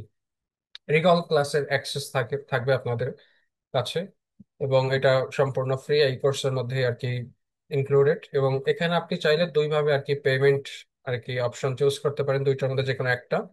আইদার আপনি মান্থলি পেমেন্ট অপশন চুজ করবেন অথবা ওয়ান টাইম পেমেন্ট। আমাদের এই কোর্স ফি আগের মতোই থাকবে, টোটাল 35,000। এবং মান্থলি যদি আপনি পে করতে চান তাহলে আপনাকে পার মান্থ 5,000 করে পে করতে হবে, এবং টোটাল সেক্ষেত্রে আপনার ফি দাঁড়াবে 29,500। অর্থাৎ এক মাসে জাস্ট আপনার 500 টাকা কম দিতে হবে, অন্য সব মাসে 5,000 করে। এইভাবে আপনি 6 মাসে আপনার এই পেমেন্টটা বা ইনস্টলমেন্টটা কমপ্লিট করবেন। আরেকটা অপশন হলো যে যদি আপনি একবারে পুরো টাকাটা দিয়ে দিতে চান সেক্ষেত্রে আপনি 24,500 টাকা দিতে হবে, তাহলে আপনি পুরো কোর্সের access along with recall batch বা রিকল ব্যাচের যে ক্লাসগুলো সেটা অ্যাক্সেস পেয়ে যাবেন। এটার কোর্সের আমি আপডেটেড আরো কিছু নতুন জিনিস আর কি অ্যাড করা হবে, যেমন কিছু কোশ্চেনের কনসেপ্ট, মানে মানে যেটা আর কি এমসিকিউ কোশ্চেন গুলোর কনসেপ্ট আরো কিছু অ্যাড করে আরো কোশ্চেন, যে আমাদের যে ক্লাস নোট গুলো আছে সেই ক্লাস নোট গুলো আরেকটু আপডেটেড হবে। তো এটার বেসিসে আমাদের যে পরবর্তী ব্যাচের যে ফ্লায়ারটা বা অ্যানাউন্সমেন্ট, এটা হলো 20 নভেম্বর থেকে আর কি, 20 নভেম্বরের আশেপাশে আমি মানে অ্যানাউন্স করবো অফিসিয়ালি। আর 20 সেপ্টেম্বর, সরি 20 সেপ্টেম্বরের পরে আর কি এটা আমি অ্যানাউন্স করব। এবং আমাদের কোর্স কিন্তু অ্যারাউন্ড নভেম্বর মাসের শুরুর দিকেই আমি স্টার্ট করে দিতে যাচ্ছি। আর এনরোলমেন্টও ওই 20 তারিখের পর থেকে শুরু হবে, সেপ্টেম্বরের 20 তারিখ থেকে। মোটামুটি মাঝখানে 1.5 মাস মতো সময় থাকবে, 1.5 মাসের একটু কম, মানে 1 মাস 20 দিন মতো সময় দিয়ে রেখে তারপরে আর কি আমরা নেক্সট ব্যাচটা স্টার্ট করব। আর আশা করি আপনারা যারা এএমসি পার্ট ওয়ান দেওয়ার ব্যাপারে ডিটারমাইন্ড বা এএমসি রুটে এন্টার করতে যাচ্ছেন তারা এফেক্টিভ প্রিপারেশনের জন্য বা প্রিপারেশন গাইডলাইনের জন্য আর কি এই কোর্সে এনরোল করতে পারেন। আর কোর্স রিলেটেড যদি কোনো আপনাদের ইনফরমেশন জানার দরকার হয় আপনারা আমাকে রিচ করতে পারেন। আর হোয়াটসঅ্যাপ নাম্বার এখানে দেওয়া আছে, এবং ফেসবুক পেজ, এটা ডক্টর সাকিন সালিফতি, এখানেও আপনারা মেসেজ দিতে পারেন। আর যখন আমি এই কোর্সের অফিসিয়ালি এটার অ্যানাউন্সমেন্টটা করবো, ওখানে আপনার কিভাবে এনরোল করতে হবে বা পেমেন্ট প্রসেস ওগুলোর ব্যাপারে ডিটেলস ওখানে আর কি শেয়ার করা হবে। তো অনেক ধন্যবাদ আপনারা যারা পার্টিসিপেট করেছিলেন। এবং আমরা পরবর্তী কোনো একটা সেশনে আমরা অস্ট্রেলিয়াতে কিভাবে জিপি প্র্যাকটিস করা যায় বা জিপিদের ক্ষেত্রে পাথওয়েটা কিরকম এটা নিয়ে কোনো একটা গাইডলাইনে, মানে কোনো একটা সেশনে আমরা আলোচনা করব। ক্লাসের মতো এখানে শেষ করছি।